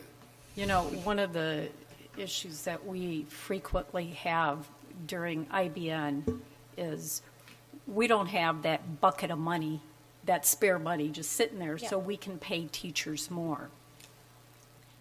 I see giving teachers 2-week breaks is kind of the olive branch, so to speak. We don't have a lot of extra money, but what we can do is rearrange our calendar to give you some extra time for you. And that's exactly what they said last year. You can't give us money, so give us time. Give us the 4-day week. Well, they didn't go that way. So they come back here and they say, you can't give us money, so give us time. President Greer. Yes. I have one response, but I wasn't sure if Member Walker was done in regards to some of the things you guys are talking about. Yes. Okay. So I would challenge you to go back to my talking points, and thank you, Member Fortney. The real excitement of this is everything you're saying, the mental health, giving some time back to what our teachers are asking, but moreover, some things that we're going to be able to do that we haven't been able to do up here in Cave Creek. If we need remedial work, we will come up with a plan and work with ECS to offer an opportunity where most districts do that. We've never been able to do that during the summer and during breaks. So we have the remedial. We can do enrichment. If we have teachers who need some extra money, or even classified staff, maybe that is something that they need to do. Take a week off, but then work a week for an extra $200, $300, $400, whatever it would be. So that's the elevator speech. That's the excitement of, was our intention as a committee to disrupt this community? I will say absolutely not, for someone who loves this community and who has been in this community and wants only the best for this community. But as my committee started talking more and more about these options, it brought great excitement to me as an educator, as a community member, and as a parent who didn't have those opportunities for her kids when they maybe needed it the most. So just to encapsulate this, what you guys proposed with this 222, you see this as something that's very good for students? Yes. Okay. I just would like to remind the board that on our norms and commitments, our very first one here is we will keep the students at the forefront of our decision making. Just saying. And I so appreciate that. And with the I have 4 kids in the district. I hear you. Also, I mean, Hey, listen, there the was 222 also, like, benefits EVIT students, so I'm all in on that. I mean, that's great, but that's the other thing. This 222 calendar will dovetail nicely with the EVIT calendar, correct? Correct. They're on a 222. Yeah, I mean, but if you're, I know vacation times have been mentioned of longer. If you have any child that plays sports, Yep. you're not taking a vacation in October or March. I'm sorry, you're Member Walker, you're you're not now. I mean, seriously, when my kids were in winter sports, we didn't get to go anywhere because we had winter dance practices. weather, dance competition. I mean, it's like If peak your kid's season in cheer, for good luck on anything. anything. Gymnastics. So, and I have to go back to also, I appreciate the programming that's going to be offered, but then if you're an elementary school parent, I mean, if you're a working parent, getting 2 weeks off in prime seasons of work is hard. And there's usually not a lot of programming, or if you do get state supplemented of anything, whether your kid's special ed or anything like that, programming is very specific for the summer, because it'd be impossible for them to line them up for fall and spring breaks throughout the state per school district. So, Well, and Member Walker, all members of the board, a couple of things. Number one, our special ed director is ecstatic about the possibilities of what they can do with this alternative calendar and how they can continue to support kids. Member Fortney, I appreciate what you've said and those types of things. I'd just like to respectfully remind you that change is different for everybody, and what change is hard for one person is easy for another person. So just want to remind us of that saying that this is easy and it'll be easy and all of that. I think we need to acknowledge that it may be difficult for some, and that's okay. Again, this committee did a lot of hard work. They did bring you two. I mean, ultimately there's two. So there is one. I would still just, again, like to urge the board to honor the work they've done. They've done the 2-2-2, they've done the 1-2-1, and ultimately not deviate from the work they've done in those two proposals and choose the one that you best feel comfortable with. That's ultimately what you're tasked for, what you were elected for, to make those decisions. So I totally respect all of that in that angle, absolutely. So I'd just wrap with this, and I would just say that to the committee, job well done. You did the work, you put into it. The committees are a challenge when it comes to school closures, calendars, any hot topic. There's no getting it right, getting it wrong. It's just a challenge. And sitting up on this dais, it's the same. It's a challenge. And I think the one thing where we have an opportunity is no matter which way things fall, we got to continue to come to the table and work together and push and figure out where the real compromise is. Last year I led this compromise thing that was brought up, and it made me realize one thing. That's a tough word for a lot of people. I think compromise is more challenging than the word challenge or change in this district, in this community. So I'd urge everybody, come to the table and compromise. Don't just stay to one side of the fence. Come to try and find the middle ground. Where can we agree? And I think that's our missed opportunity sometimes when we're pushing through some of these pressing points that are a little bit more intense and have more dialogue to it is have we really sought out compromise? But it doesn't diminish the work that's done, and I think that's part that, I know Member Fortney and Superintendent Doles all have really leaned in on that one, and I think no matter which way the outcome is, that shouldn't discourage anybody from joining a committee. I think the reality is if you want to be heard, join a committee. If you want to be heard, show up to a board meeting. If you want to be heard, stop being online, just being anonymous. Be involved, have a voice, bring suggestion. Don't just wait for it to happen. Be that part of change. But it takes a lot of work to do that. And quite honestly, for those that have an opinion, run for the school board. I'll end with that. Okay. And so what they said was, there was a lot of talk. We're voting now. Okay. Who said we're voting now? I'm just saying land the plane, Okay. man. So there was a lot of talk. There was a lot of talk about the 1-2-1. There was a lot of talk about the 2-2-2. The committee came together. That sounds like compromise, and came up with this one. So that's my proposal. I'm motioning to adopt the 2-2-2 with the Wednesday early release. Yeah, that's what our motion is.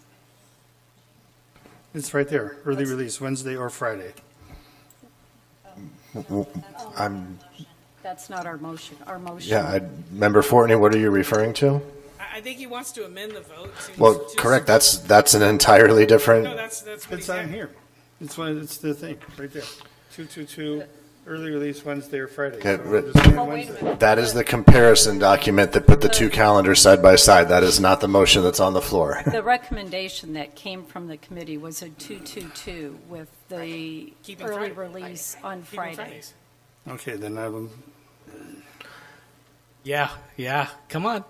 well, the feedback I got was to move it to Wednesday because Friday isn't working, so that's my amendment to it, to move it to Wednesday. We can go about that for another hour, but Yeah. I asked. Mrs. Sereno, did you want to address that, please? Friday over Wednesday. Yeah, the little bit of data we had, you guys have already discussed. We had higher, as of October, mid-October, or I think that's when it was. We had minimal data to show that our absences for staff was better. What I discussed in the presentation was, as a committee, we felt as if when our teachers are in the classroom, kids are learning. When we talked within the committee about Wednesday or Friday, there weren't strong feelings that came from any representation. I think at one point I even said to the parents, do you guys care? And they said, we want to support kind of what the teachers want to do. And so, in my opinion, we can get the work done that needs to get done on a Friday from the guidance of our Ed Services Department and also our principals, getting back to the belief that we have in PLCs and that collaborative work and the importance that we have when we do that during that time, whether it's on a Wednesday or Friday. And that was the discussion we had within the committee. Okay. Okay, we're going to vote now. We're going to do a roll call vote. So, Dan? Listen, as a parent with EVIT kids and flexible schedule, it makes sense. But listening to the community, and that's what I serve, I'm a nay. Brianna? Nay as well. Jeff? Yes. And I'm an aye. Motion does not pass. So we can, well, I'll leave it up for you for discussion. If there's something else you want, you've mentioned having a survey. That is something that you want us to put out, bring back? Do you want to call a special meeting next week? In terms of doing that, again, without a fifth member, we have a quorum, but we don't have a majority because it needs to be 3.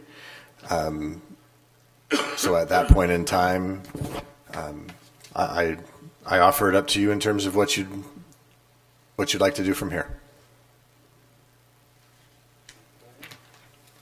What do you guys want to do?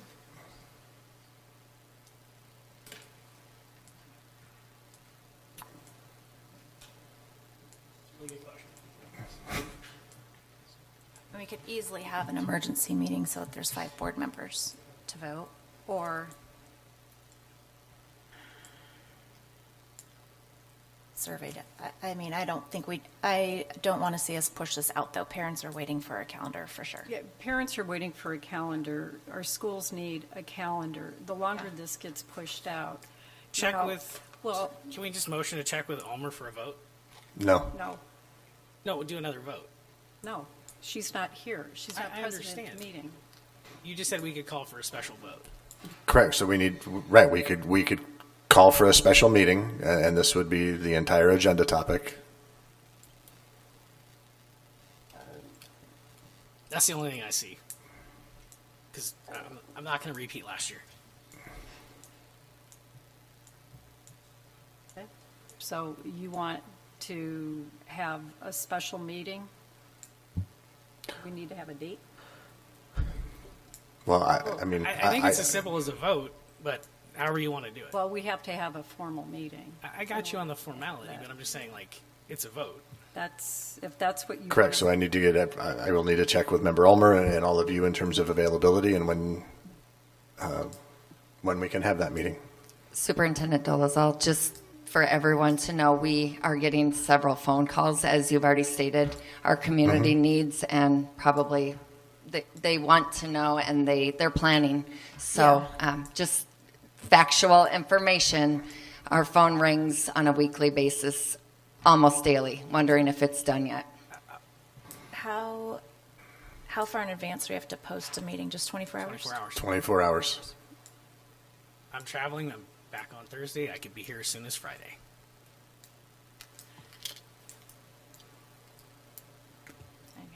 And then I'm back out on Monday. And I can be back again as soon as Do we Thursday. have to meet in person or just via Can we do a phone? Teams or whatever? We do not need to. I would strongly advise that we Yeah. hold a meeting in person. Okay, so at this point, the motion didn't pass. Mr. Dolezal's going to try to coordinate a time for a meeting. So that's where we are with this. For a special meeting to bring this calendar back before the end of the week. The week? Before the end of the week. We're kind of running out of time here. Okay. Right. Item 8, upcoming calendar events. Mr. Dolezal. President Greer, members of the board. The last day of the first semester is Friday, December 19th. Schools and offices are closed for winter break, December 22nd through January 2nd. Teachers return and other select classified groups return on January 5th, and students return on January 6th. Okay. Is there a motion to adjourn? So moved. Second. All in favor, say aye. Aye. Any opposed? Okay, we are adjourned and it is 9:30. Thank you, everyone.